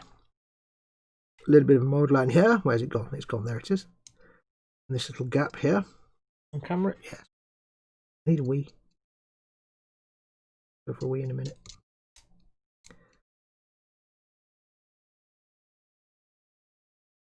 But it is frustrating not being able to get out or go to the post office, because at the same time, you know me, like I say, my intention here is that I actually earn a living through selling the things that I build and paint. But of course I can't right now. I haven't been able to for almost a year now because of Chocolate Velociraptor. Which means that, yeah, it's an income I'm not making. Because the idea is, you know, I build something, I paint it, I film it, and then I sell it. And then the next kit, then the next kit. But knowing that I can't do that is one of the reasons that my mojo has been kind of knackered for the last sort of 8 or 9 months, because it's like I need to make all these things to sell them, but I can't sell them anyway, not for a while. It's like a rock and a hard place. Right, so that's one done. We'll get back to normal near enough, soon enough. It'll all be returned to normal, and we'll be happy times again. It's just frustrating, that's all. I want George to have his stuff. I want to be able to get stuff on eBay again. But hey, until that time, we shall soldier on.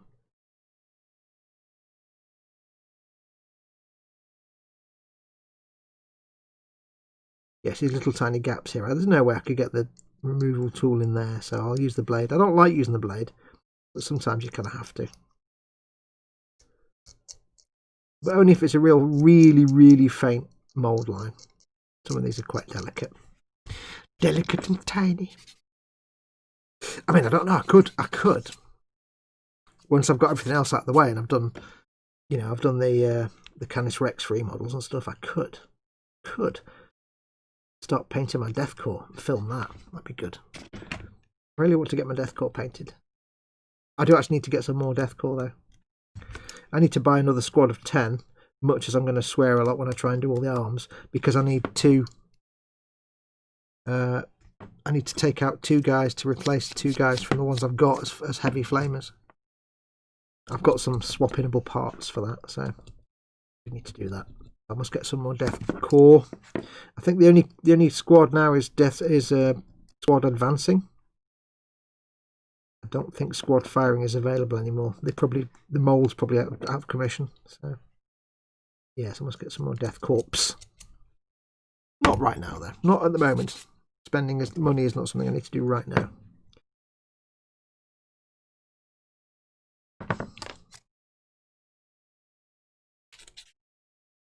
if I get my Trump check, my Trump bucks from the Inland Revenue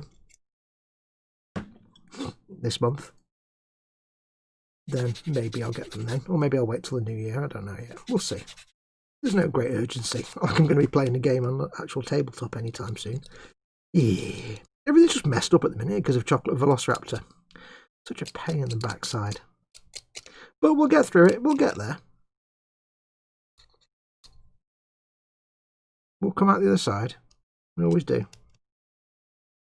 For now, we just have to crack on, do what we can.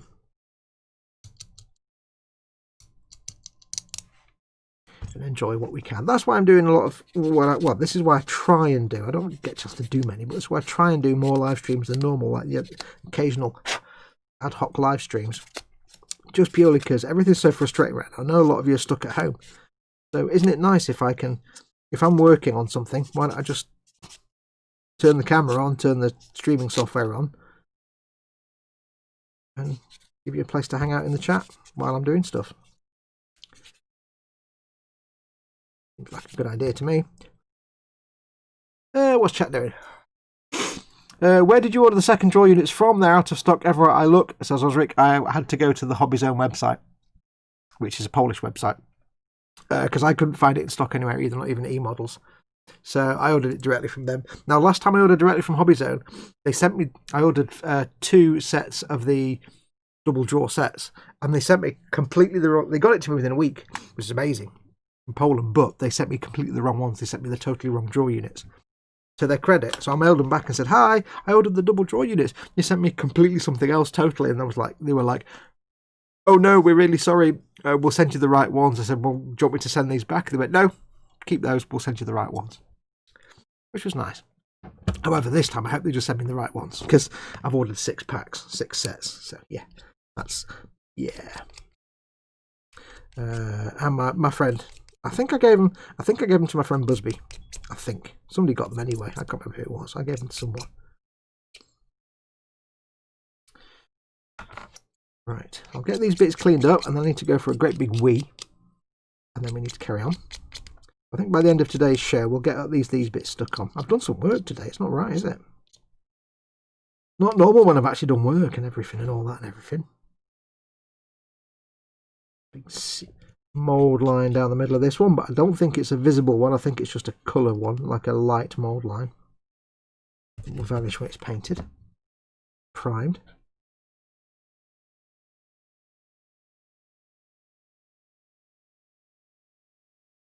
I hope. Yeah, so I had to go to just do a Google. I think it's just hobbyzone.pl, but I could be wrong. But just do a Google search for Hobby Zone. Now, I didn't know this, but it's quite tricky on Amazon. I tried to list the stuff in my Amazon stores, but unfortunately, Hobby Zone is also a manufacturer of radio control plane things, especially in the US, where it's really hard to find anything from Hobby Zone. So, yeah, your mileage may vary, but I had to go to the Hobby Zone website. If they're sold out of them now, then that's my fault. Sorry, I've just ordered 6 sets. So, yeah, I could have ordered all of them for all I know. And that's assuming they're even still open. They might be closed because of the, chocolate velociraptor. Who can say? How can we possibly find out?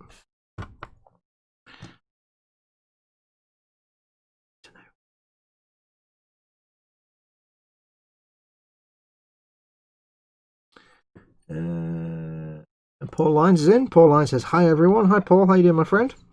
Welcome, welcome. Hope you are doing well and fine and dandy. Hope you're all doing well and fine and dandy.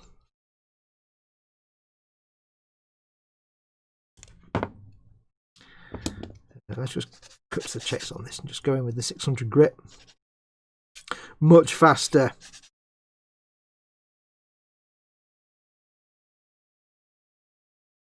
Which way is this camber? There's a quite slight chamfer on these edges, quite camber. Make sure I don't just sand them flat because that will kill the camber. Like that. A little bit of that. Again, I don't need to be too finicky and careful because this is an Ork vehicle. These edges could be rusted or corroded, and I can do that later in weathering, so I can just have fun with these.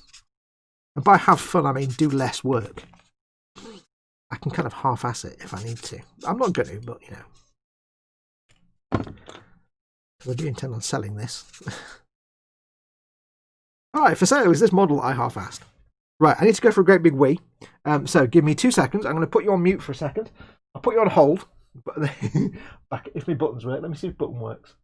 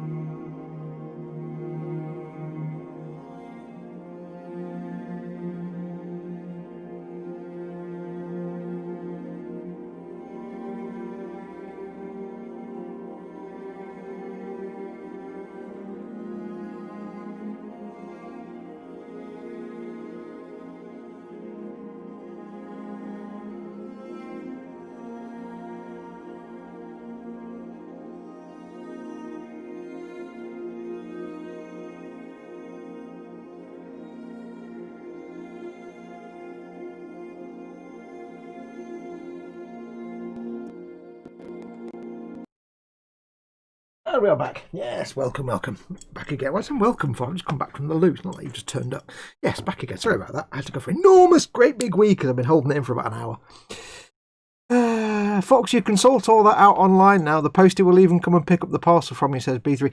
I saw that from the Royal Mail, and I went to the page and it says it didn't make any sense. I'm like, I also want our printer. I can't remember what it said, but it was like, this doesn't seem to apply to me sending something. It seemed to be discussing something completely different, which made no sense. I just wanted to say, how do I print out a shipping label? Where do I send it to? You know, but it I had a look at that, but I couldn't see any information that told me how to actually do it. So I gave up. I just wanted to go to the post office and say, please send this to a man or a woman. Here is a box. Please do some things with it. Bye. I used to, one of my jobs when we used to work with my friend doing detailing supply was used to do a lot of the picking and packing and shipping of stuff because we were an online store. And of course, my part of my job was to do all the shipping labels for DPD and the other one who I've forgotten who it was now, the British one. I've forgotten who it was now. Anyway, and FedEx as well. And that was a living hell. Working out the volumetrics and stuff. It was like, sorting out FedEx shipping labels was just like, oh God, really? If anything could be simple, that was not it.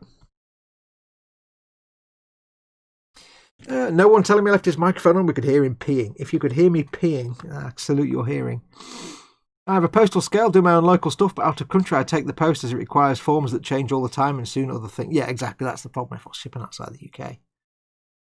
Everyone's saying hi to Paul. Hello, Paul. Quick rearrange his desk. Currently changing all my alarms for the coming week as work want me to do 9 to 5 instead of my normal 12 to 8 shifts. I shouldn't complain, but means no lie-in. Wait, you do have a lie-in? Because all you do is, if you're normally 12 to 8 and you have a lie-in until 11 o'clock, just go to bed 2 hours before. Or 3 hours. Just change the going to bed time. And then you have the getting up time. You've still got 12-hour sleeping. I used to work I used to work night shifts. I can't remember exactly what it was. La Biblioteca de la Roca Negra has just subscribed. La Biblioteca de la Roca Negra. Cool. Welcome to the Biblioteca de la Roca Negra. That's black something. I don't know what that means. Black Rock Library. My Spanish is terrible.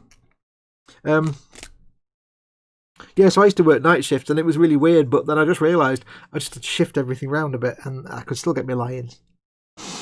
My work schedule only changes if I take time off. None of that shift changing BS for me. They want to trial for a week. At least I'm working from home so I can look like crap and not bother getting dressed. This is always a winner. No need to wear pants. Yes, Vamp says, we heard you, Fox. You didn't really hear me. I know you didn't. You guys are rubbish at that.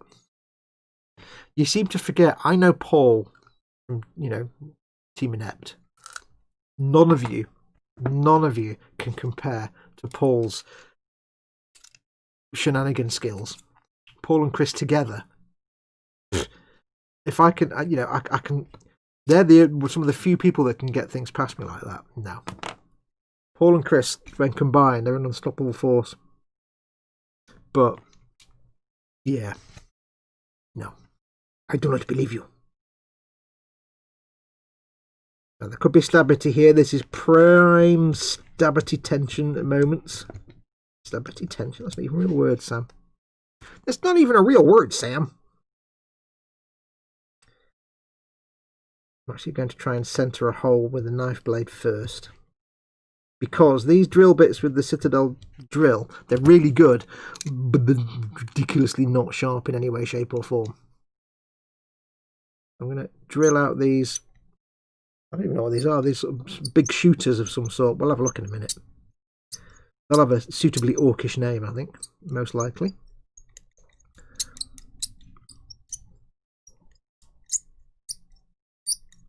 Now, if you hear a knocking sound when I'm doing this or something, I do apologise. It's my microphone banging against something, but I've only noticed it the other day. It's up against the side of my spray booth, and it sometimes gets a knocking sound, I've noticed. I do apologise for that. Now, I don't need to go too deep with these. Deep enough to make it an obvious hole. Now, see, that's not in the centre at all, but we'll fix that in a minute. You know how I'm going to fix it. You've seen me fix it before. You know how this works.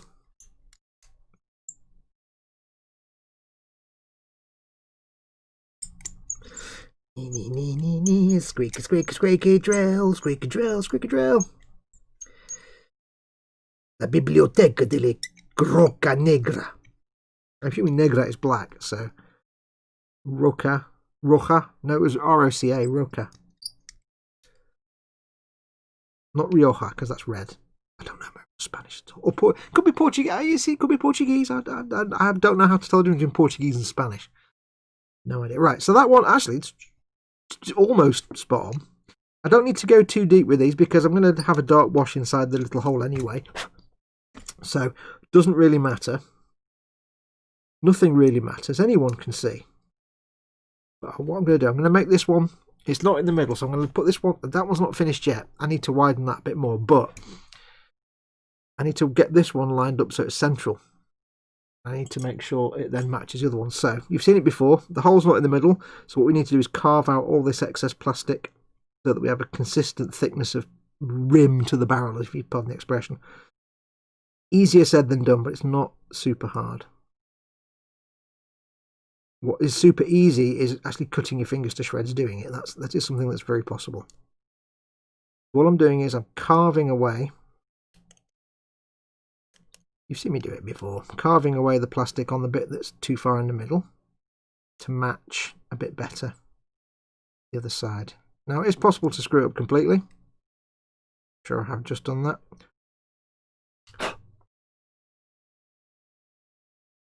It's really just for a closest, it's as good as kind of scenario. And again, remember, it's Ork vehicle. It's going to be a bit battered anyway.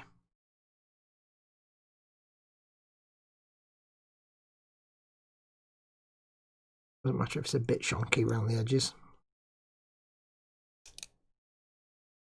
That's reasonable. So what I'm going to do though, it looks a bit better. I'm going to take my extra thin, get most of it off. Remember I said before, we're just going to rub it around the inside and over the edge of the barrel, and that will smooth it all off. And it looks a little bit shonky. It's got a bit of a gouge taken out of it, but hey, Ork vehicle damage. And there you go. See? So there you've got a drilled out barrel. It doesn't have to go all the way down because, like I said, there'll be a black wash that goes in there, so it'll just look like a barrel. I hope that was the right end. This one we need to kind of make it look very similar. This one's almost in the middle, but I just need to widen the circle out now. I could have used a bigger drill bit to start with, but the risk is if you've got a drill bit that's almost the same size as the thing you're drilling out, like if you've got a barrel that's 1 centimetre across and you've got a drill bit that's just shy of 1 centimetre, if you don't get that exactly in the middle, you're going to make a right mess, because you're going to end up going outside the edge of the barrel and breaking it and stuff. It's always better to start with something that's a bit smaller than you need and then sort of carve it out. I mean, if you can somehow guarantee that your drill is going to go right down the middle, then go for it. But if you're not that, if you can't guarantee it, it's better to hedge your bets and start with something slightly smaller. Start with a small bit and work your way up until you know for sure. Because if you've got a barrel there and you put a drill bit in here and it's like, and it just misses, you go through the edge of the barrel and you're knackered. There's no way around that. I've had weapons where I've had to cut the barrel end off because I've just messed it up. There you go. What are these now? They are... what are they? They could be WASBomb mega cannons. They could be super shooters. It's not a stick bomb flinger with a custom force field. They're probably super shooters, I think. It probably says somewhere in the book, but I don't know. Now let's see. In French, they are called, the super shooters are called Super Fling. Really? Super Fling. Okay, that's a rubbish name. In Spanish, they are Supera. What? Supera Cribiadores. Supera Cribiadores. In German, they are Superwoman erhalten. No, zwei Superwonnen erhalten. And the stick bomb flinger is called the Stickbomb-Schmeißer. I love German so much. And in Italian, they are Super Sbara. I can't do Italian. Right. Big farten, boomen, blasten, shooten, killen. That's what they are in German, technically. In proper German. Big boomstick, says Vamp. Hee, lol, we heard you, Fox. With all the stability he does to himself, Mama Fox should take all sharp items away from Fox. Yeah, that's not going to happen, is it? No, that's not going to happen. To quote the Master Chief. A construct in the core? Absolutely unacceptable. You were with me every step of the way as we worked to contain this crisis. Oh, Halo. I love that game so much. I must go back and play it again. I started a playthrough of that on the channel, but I never got around to finishing it. I must do that. This cave is not a natural formation. Well, duh! Big artificial cave with lights and shiny walls. This cave is not a natural formation. Thanks, Cortana. Your intensely massive, powerful AI intelligence is well paid for, I think. Right, so these need to go in yon bits here, like that, you see. But what I might do, for ease of painting, because I want to paint that exhaust as well, there's no harm in me actually not putting them in after. And they go there. Oh no, they go there. That's, in fact, no, I can't put them in because that's easier to paint. They just happen to fit in that intake, even though they're not meant to go in that intake. They go in there like that. I can put them on. Not a problem. I can do that now. Do that now. Do it now. Do it now. Do it now. Do it. I can do that with... Yeah, we'll do extra thin. I need to make sure they're lined up because they've got rivet. Oh, hang on. There's a big seam line on. Oh, hang on. Hang on. How did I not see that mould line earlier on? God damn it. Crying out loud. Need 8. How did I not Sometimes these seam lines are so fine that it's just you just have to get them in exactly the right light, or you just don't see them. Ian Baljet Heat. Sadly sticking there. I don't even know where I've just done now. No, I can't see where the hell it was that I've just cleaned. There it is. There it is. They're so fine, these models. They're the kind of things that you can just barely see unless you get the right light. But guaranteed, if you put a coat of primer on it, you'll see it from like France. And the fan on my PC just picked up. I don't know why.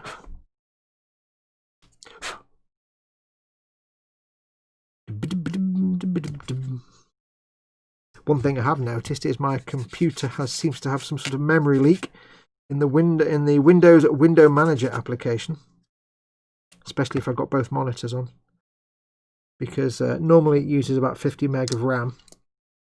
It's just the software that like monitors and does stuff with all the open windows on your desktop, desktop Windows Manager or something.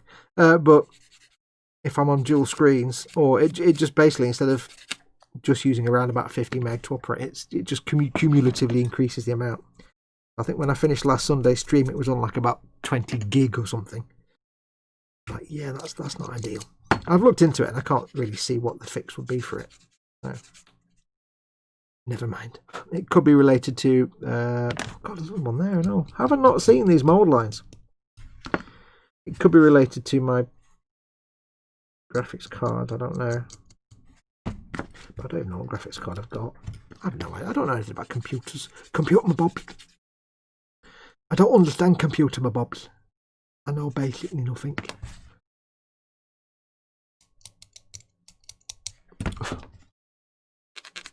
I'll have a quick look at my task manager, see what we're doing. Because something did something.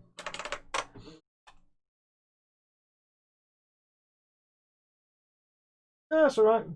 Down to about, not bad, 37% CPU. I'm using 78% of my memory though. Desktop Windows Manager at 7467 megabytes. Yeah, that's just broken. Completely broken. I can't reset it. So that's probably going to fall over at some point. So what I should do is speed the hell up. Annoying. I know what I can do. What I can do is, give me 1 second, folks. I don't want to stop straight away. So let me move that over there. Move that over. That over there. Turn off my second. 1 second. We don't need both monitors on. Pain, but it's better than having nothing at all. That hopefully should. Right, no, it's adding a meg per second. Wow, that's a lot of stuff. We'll have to end the stream soon then, won't we? I'll get this cleaned up.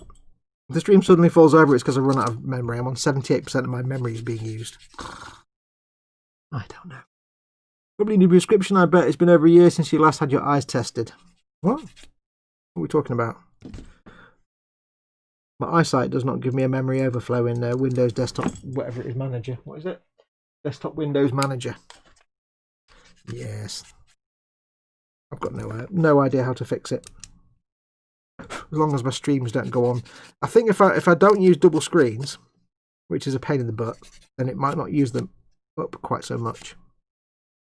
And it won't roll over to tens of thousands of meg of use, but I don't know yet. We'll see. I should be alright for another 5 or 10 minutes, I think. Keeping out around a 79% memory. It's like it normally has like a 50 meg footprint of usage of memory, but it just expands and keeps going and going until it eats up all the memory. And your entire computer goes and the world collapses and everyone dies. And that kind of sucks. We'll get these bits glued on. Lined up. There's a mould line there and all. Come on, Oxford. Mould lines that I hadn't seen before. I assume at some point I'll just get like a memory error and everything will just stop. I don't know. I know not. Right. Cleanup skills 0 out of 10, folks. Chump.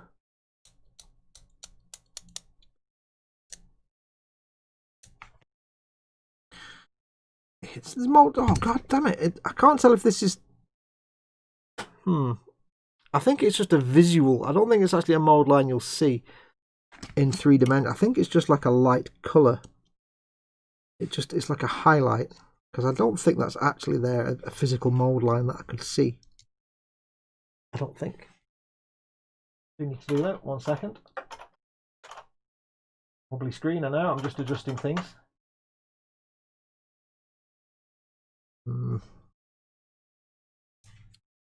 Right.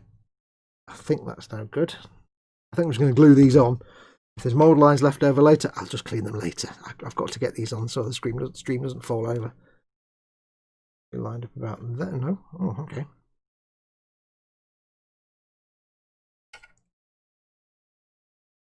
Supposed to line up there. That goes in like that. I think. Ish. That one goes on a lot looser. Okay, we can do that. We can do that. We'll get this first one in first. Be difficult to know what the verticals actually are because everything's at funny angles. You don't know if something's actually straight or not straight. One's in. It's in.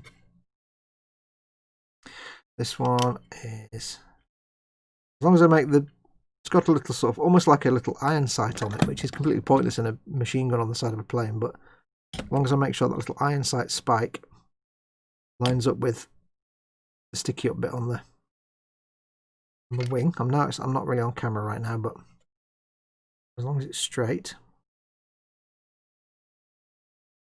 keep it straight, number one. Go. I've just assumed that's the bit that goes in there. I could be wrong. I could have just glued these on completely wrong, but I think that's where it goes, and that looks kick ass. There is an ass. It has been kicked. There we go. Big shoot ass. From memory, 80%. Okay, that's not so bad. We might survive just for a little bit longer. Right, so that's those 2 shooters on there. We have now these air brakes, which look mint. I like these big ones on the wing because... why do I like them? I don't know.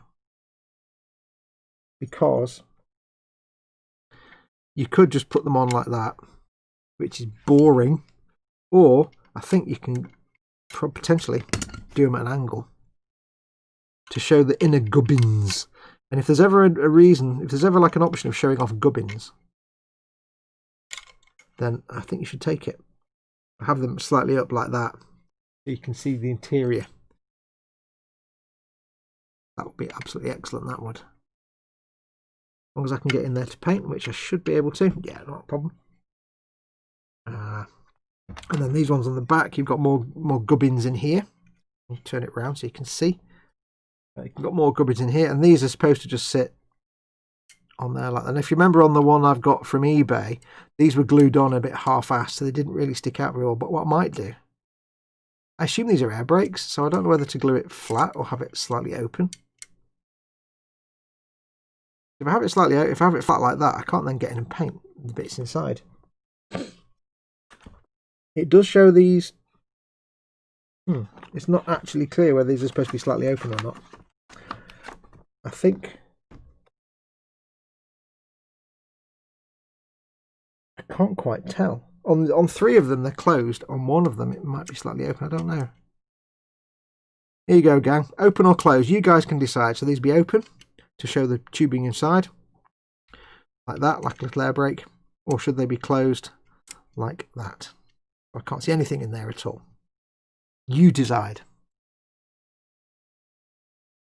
Folks, you probably need a new prescription, I bet it's been over. I'm talking about not seeing the seam lines. Oh, no. No, they're just like you don't see them until you get the right light, but they're not actually raised up from the surface. They're just like, it's a light strip of plastic that I've scraped the seam line away, the mold line, but it's just like a light coloured strip of stressed plastic. So it looks like a mold line, but it's not. It'll be visible once it's painted. 1 of each. What, like he's doing it, like he's pulling a hard turn. So have like 1 of these up. In fact, if that one was open, it'd be going that way, wouldn't it? It'd be going that way. Like on a snow speeder where they have 1 open on one side and 1 open on the other. Oh, that's an idea. But then again, it makes sense when you explain it, but for somebody to look at it, yeah. Open, says Paul. These will be open, these winged ones. Yeah, like on the snow speed, you've got the two on the back that go like that. Psh, psh. So if he's built on the stand at a bank, then I'd have to make sure that he was banking that way with the relevant. I assume to bank to this side, you would have to open that air brake there on that side, and that air brake there. I don't know. I like the idea of painting the gubbins inside, but I don't know about these bits. It makes it more interesting to look at if it's not just done shut like that.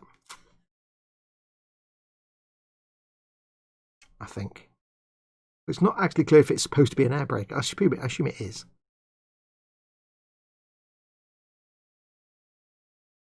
I have now been to the Hobby Zone website and ordered things. I didn't know they did home delivery. Or is it click and collect? I've got to also think, can I paint all this and glue that on afterwards? Or am I going to need to glue it on now and then hopefully get in there and paint the things? Oh, I can get in there and paint them, no problem. Right, tell you what, we're going to do them open. We'll do them open. Oh, memory's gone down to 78%. Okay, that's weird. It's now using less memory, even though the amount of memory is constantly going up. Has my computer just found new memory or something? Weird. Okay, so we shall have those open, I think. Have a look. How do they show? They show them open on both. I think they are meant to be open because if you look at these, that's closed, that's closed, that's closed, but that looks open. If you look at the colour photograph at the end, it looks kind of open because you can't see the. If you look on the other one, there's the other one. We've got a photograph of the other one. Yeah, if you look at that one, you can see the edge around it. You can see the rim around it. On that one, you can't. I think that's open. I think we're doing them open. I think I've just decided. There we go. Right, so let's get these little puppies on there. So we want that one there is that one and that one on that side. Okay, so let us glue these open now somehow. I don't quite know how. Time for fast setting glue again, I think. Fast setting glue, it's the friend of the people that want to paint things. We will have them open massively, just a little bit, I think. But I've got to be able to get, mind you, I've got to be able to get a brush in there to paint, haven't I? Yeah. If I paint all that in there first and then glue these on afterwards, after painting everything, I've got to make sure I can glue them on without making a complete mess of the paint job. I think I probably can. And if I do make a mess of the paint job, I just weather it because it'll be gunky in there anyway. Do I leave them off? I get a brush in there to paint night. Nah, I think we'll leave them off. I think we'll leave them off because I can always scrape paint away and glue them in place with the fast setting glue. I think that's the best option there, to be perfectly honest.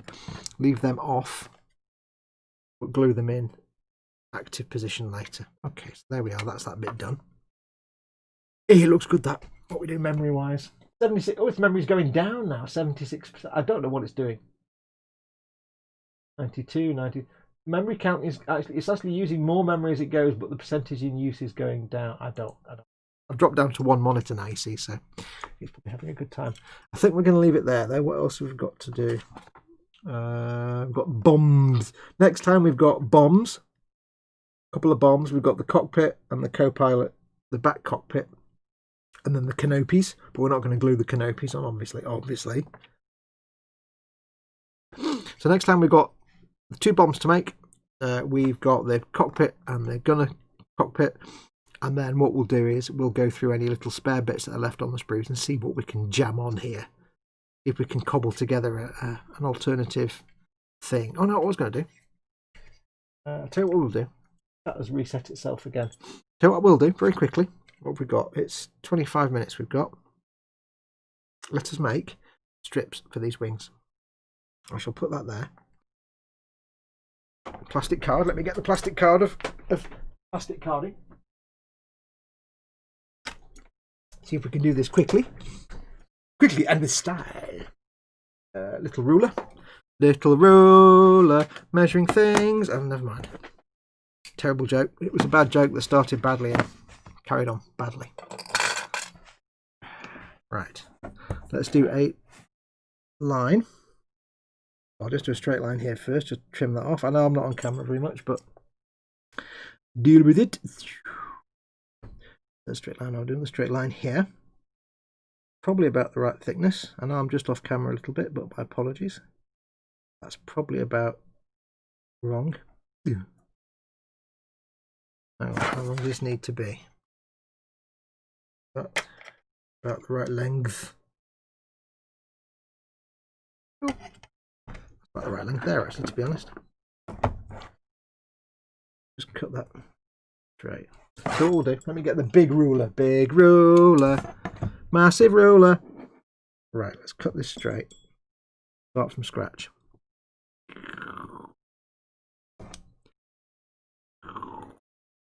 Right. Now, is that actually straight? Not quite straight. Don't think. No long enough. Okay, right. Let's just put that to one side. Let us now start with the proper cutting and trimming. Difficult for me to do this without getting my head in shot. So if you get the back of my head, my apologies. You just have to live with it. Okay, so that's about the right length. Probably. I could measure this with measuring and stuff, but that's for chumps. Where's the fun in measuring things where you can just wing it and hope it works?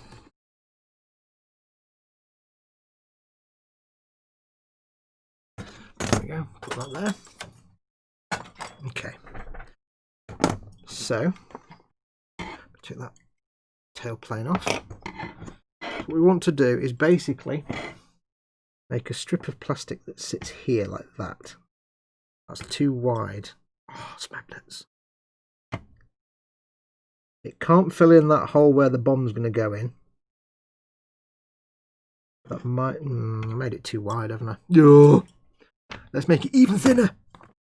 Bring back the plastic card. Right, let's do it. Let's do it. How long does it need to be? That long. Plus that. Okay, so I don't know. I'm guessing now. Let's just get some thinness. Right. Maximum thinness is required now. Cut point there. Apologies if this is out of shot. Maximum thinitude activated.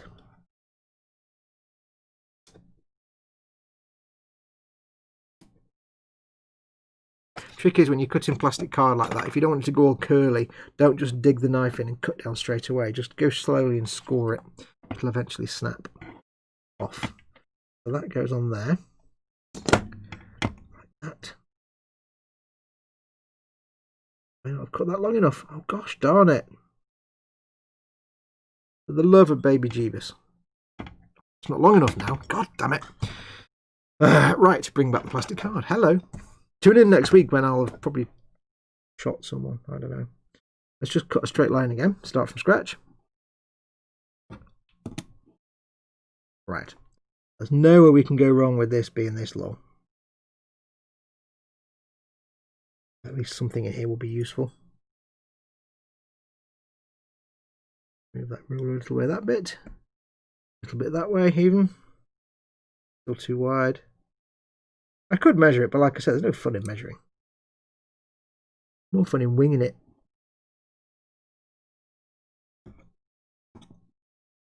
Totally not even cut straight. Somehow I managed to not cut straight using a steel ruler. Or rule, I should say, not ruler. Rule.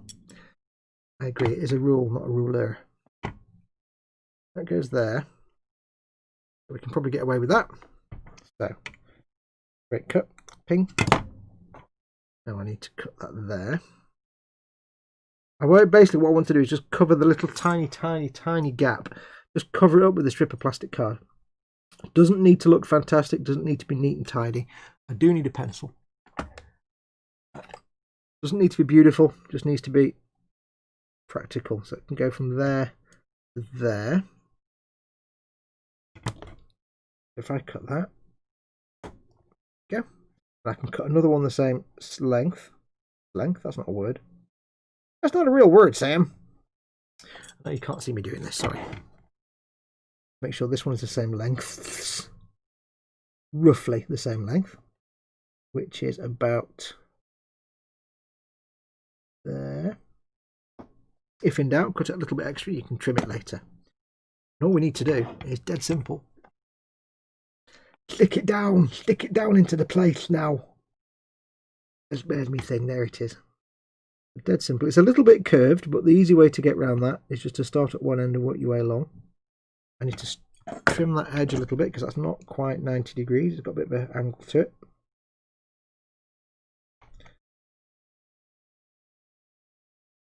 A bit better, that one's not quite straight. I'm just trimming the ends off to make them sure that they're not ever so slightly angled. We shall do is we shall that there. So I'll use the regular yeah, I don't know, fast setting, but it might take a while to go on. Let's just try the fast setting. Fast setting glue, work quickly. Then just glue one end and it comes out. Brilliant, fantastic. Thanks Obama.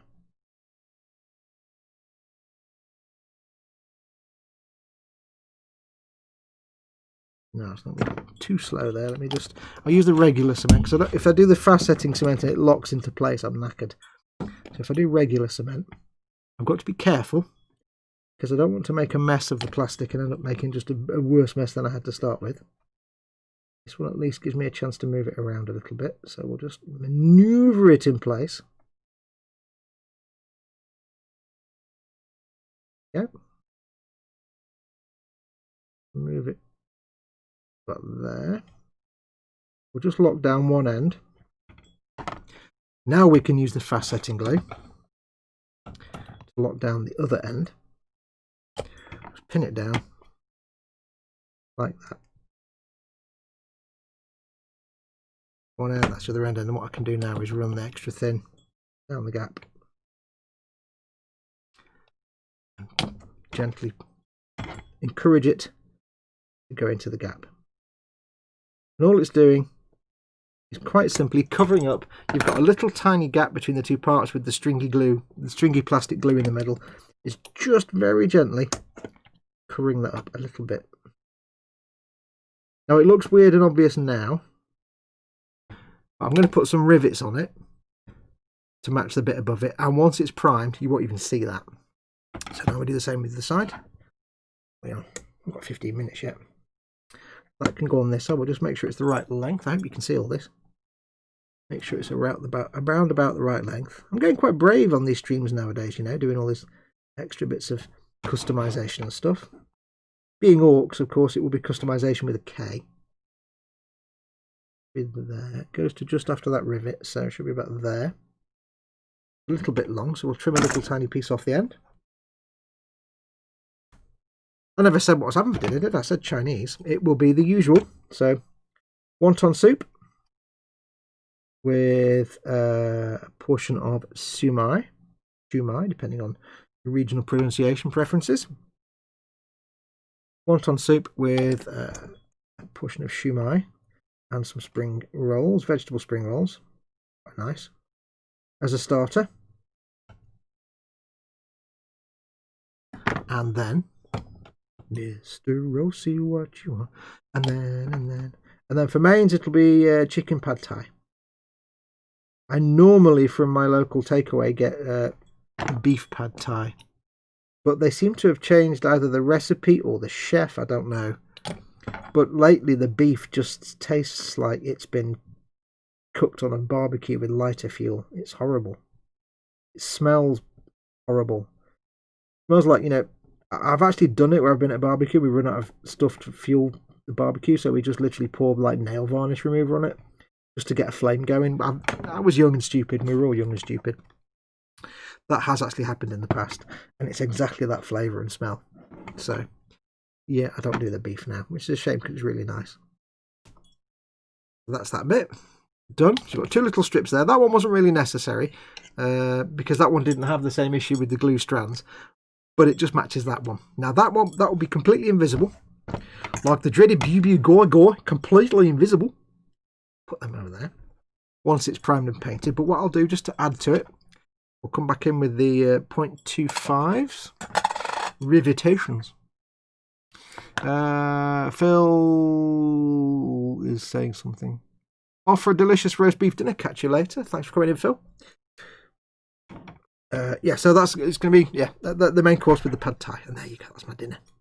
Now for the rivets, what I'm going to do is I'm going to make it nice and easy for myself. I'm going to go and put a rivet between each of these rivets above it.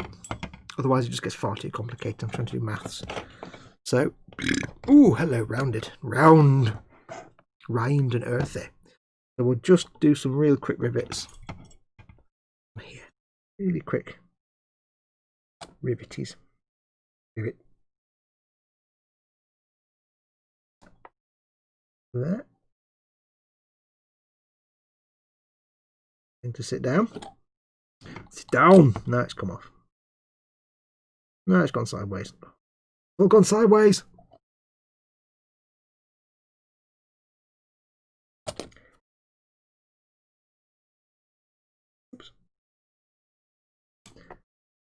Look at that.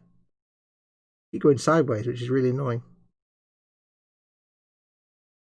There we go, that's one. I'll touch them in a minute with a bit more glue. I hope it's not just the side of my head you're seeing now. That one there. Oh, I can't pick one up.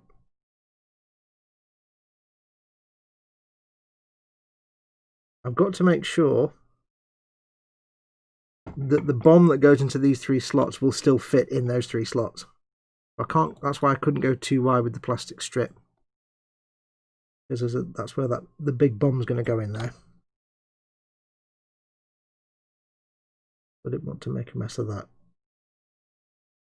Equally, I can't have the rivets sticking out too far from the side. So I love doing rivets. It's so much fun. It's hard work. It's tedious, but it's also like when they don't work like that one.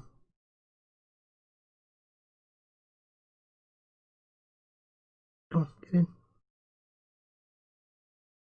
You're going to be a gimp, aren't you? When they don't cooperate, it can be a pain. But for the end result, the amount of effort you need to actually get the end result, fantastic.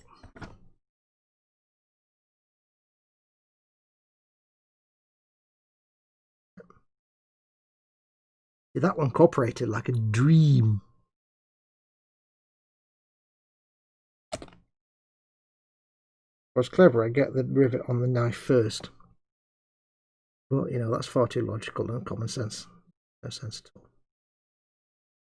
You know me, I don't do logic and common sense.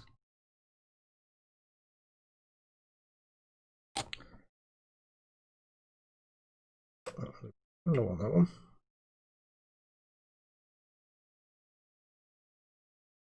Now you see, if Kenneth hadn't sent me these rivets last year, was it last year or the year before? Last year, I think. If he hadn't sent me these rivets, I never would have thought to do this. Because I wouldn't have had any clue at all how to actually put rivets on it.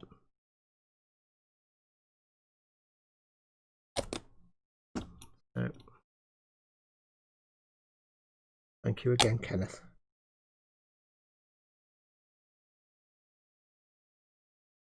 If you're wanting to make your own rivets, the tool that Kenneth uses is, I think, unfortunately, by a company called RP Tools, who are Australian. So I wouldn't probably recommend you get it directly from them, because A, it's in Australia, you'll pay a fortune in shipping, but B, it's also a very expensive tool. It's like $100 odd for the rivet making. It's very small punch, basically. Now, you guys can't see that, I don't think. But on there now are rivets, equally spaced, I think. Oh yes, all equally spaced, nice lined up with the rivets above them. And once that's primed and coloured and covered up with paint, that'll just like it's always been there. I'm really proud of that. What are we on? 51. I can do the next row. I can get these rivets done. Get these ones done. And then we'll call it a day. Yeah, I wouldn't have even thought to have done this. And it sounds really silly, but just because I'm always said, painter, not a builder. I've never been one for modding and scratch building bits of a kit. So when I suddenly realised I can do rivets, it kind of gave me a little confidence boost to try some other things. The point now where I've got a little gap or a seam line, I'm still trying to figure out how the best way to fill it with fillers and stuff. I'm actually more likely just to think, right, I'll get some plastic card, scratch build something. It's going to give me that little bit of impetus. I need to get a new tabby. I need to get a new brush for my glue though, because this brush has gone split at the end. Very annoying. Oops. There you go. Amazing how just little things can give you the confidence boost that you need to go further with something. Like airbrushing can seem scary, but the first time you pre-shade a model and put a nice base coat over it, and you get the pre-shading effect, and you'll be so impressed by what you've done, you'll suddenly find you want to do airbrushing a lot more, and you'll do airbrushing a lot more, and you'll get more inventive and creative. And it takes that little first step, either something that turns out to be really easy that you thought was going to be hard, or something that was hard but the effect at the end was so much worth it and so good that you're like, yeah, I'm going to do that again because that looks fantastic.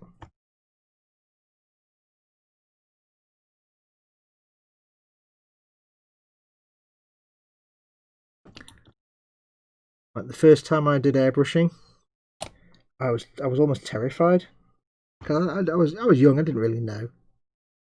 There was no internet in those days to teach you what to do. I had to go off books. And I was like really nervous and really terrified, didn't know anything. And I painted a Deep Space Nine model. A model of the space station, Deep Space Nine. And at the end of it, I'm like, that's the best thing in the world ever, and I'm going to airbrush now forever. Now, unfortunately, I was using a Halford Special single action crappy £40 airbrush that was absolute garbage. And that kind of put me off in other ways, but it was that kind of thing. Right, so that's both of those done. A little bit shonky with the rivets. They're not quite perfectly straight, but again, Ork. That looks to me pretty mint. I'm really pleased with that. It covers up that little stretchy glue mark thing. Hides it, not that anybody's ever seen it anyway. And looks good to boot. So then we'll put the tail plane back on. Burpage. Oh, hello, burpage. Multi-burps. Multi-burp. There we go. That is where we're up to with the WAZDakka bomb blast flyer. Boom, bomb, boom, bum, bim, bum, bom, bida, bum, bum, bum, bum, bum. So we've got the air brakes all off. They'll be added later. I've got the end of the engine on there, ready to go on later on. But I'll keep that off again for painting. But that's going to go on the end there. So next time, when we come back next time, we will have the cockpit and the. I don't know what you call this part of the cockpit that's got the gunner in it. Is it another cockpit or is it just the gunner bay? I don't know. The gunwale, that bit goes there. The bombs and the canopy, which we're not going to do anything with right now. And then the base, of course, you need to make the flying stand. And then that'll be it. And then I'll have to try and figure out what the hell I'm doing for the next episode after that. Assuming we finish all that this week, next week. It's going to do us. Let's have a quick last look at chat.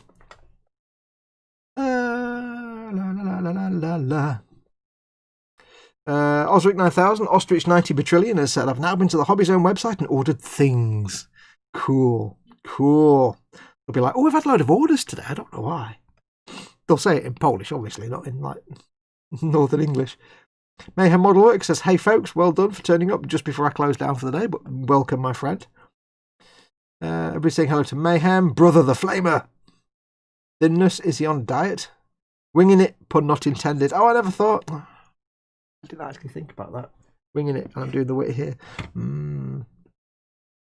Can't decide what to have for dinner tonight. Sounds like they've changed the oil blends or the recipe, says Mayhem. Yeah, but it's this horrible horrible flavor. It just makes the whole meal smell like rancid. It's almost like rancid, but it tastes like acetone. It has that acetone taste. It's horrible. I can't eat it. It's a mixture of burnt, like it's been burnt on the barbecue, and this acetone. I can't. It's just. I'm like, I can't eat that. And there's nothing more sad to me than looking at an enormous bowl or plate, enormous plate of beef pad thai and knowing I can't eat it. Or beef udon, again, the same thing, the same flavour. So it's obviously something with beef, so it's chicken now for me. Can't decide what to have for dinner tonight, says Paul. Choice is chilli, southern fried chicken and chips, or curry spicy pasta. I would say, why not have the curry? What's next? If there's curry in the choices, duh. Why not mix the curry and the spicy pasta? Oh yeah. Where are we to? Might go with the southern foods and cover the SFC with chili. Bean soup with ham and homemade bread here tonight. Yum. Oh yes. Mayhem says yes, this is correct. Paul, spaghetti and meatballs for me, nothing exciting. Apart from it's spaghetti and meatballs, it's always exciting. Working with a split brush, you may want to get that seen too, says Mayhem. Yes. B3 just had chicken roast with roasties, Yorkies, carrots, broccoli and cabbage. Not sure I can move now. I wouldn't recommend it. Just stay where you are. People will come to you if it's an emergency. Most things can be brought to you if needed. That looks V, says Scale Model Vamp, but then doesn't finish the sentence. Oh, and the power flickers. Poof, no net. No, wind is getting worse. Dead que. Oh no. Modem appears to be resetting, so we'll see. Yeah, you've just got bits of words there. It's all gone wrong. Vamp and Muse, I don't know. Yes, there you go. That's that bit done. So we'll carry on next week. Probably get it finished next week, I would suspect. I'm really happy with that. Well, then again, maybe not, because I've got to see what I can do with the tailplane, see if we can cobble together a secondary tailplane. That might require some serious plastic card shenanigans, which I may do beforehand off camera. I don't know yet. I don't know. I'm not that good with plastic card. I can hide things and cover things up, but we've got to add some more rivets. But that's going to do us.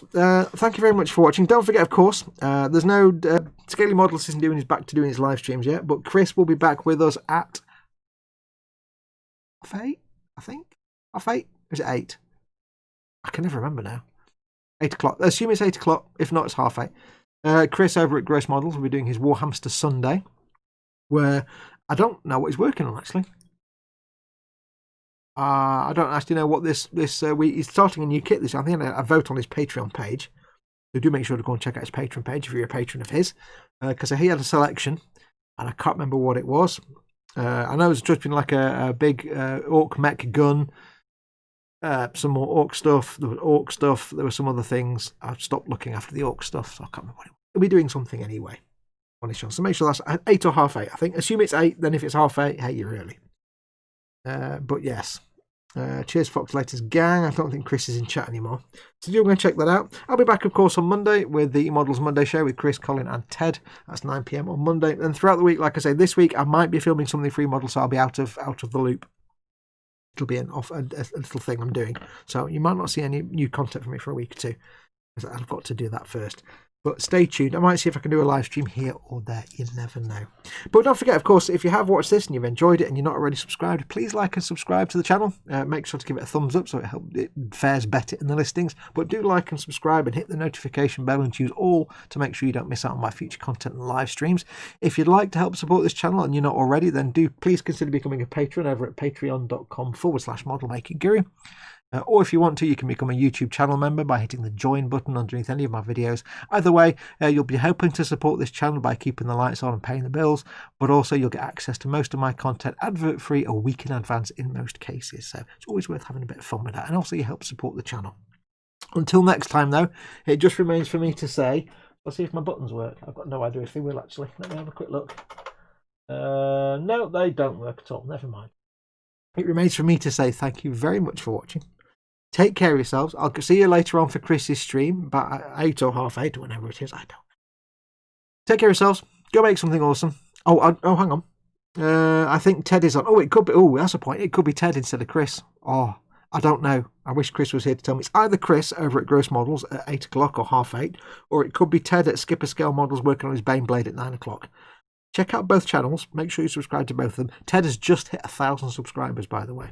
I can confirm, I was actually the 1,000 subscriber, because I was like, it's 999. My other channel hasn't subscribed yet. I am the 1,000. I am the 1,000. Anyway, yes, it'll either be Ted or Chris. Go and check out both channels. I'll see you at Chris's or at Ted's or both. Until then, though, take care. Catch you later. Enjoy your dinner. And I'll say, go make something awesome like this. This is great fun. You need one of these. You need a Baneblade as well, but you need this. Go be awesome. You already are. And adios.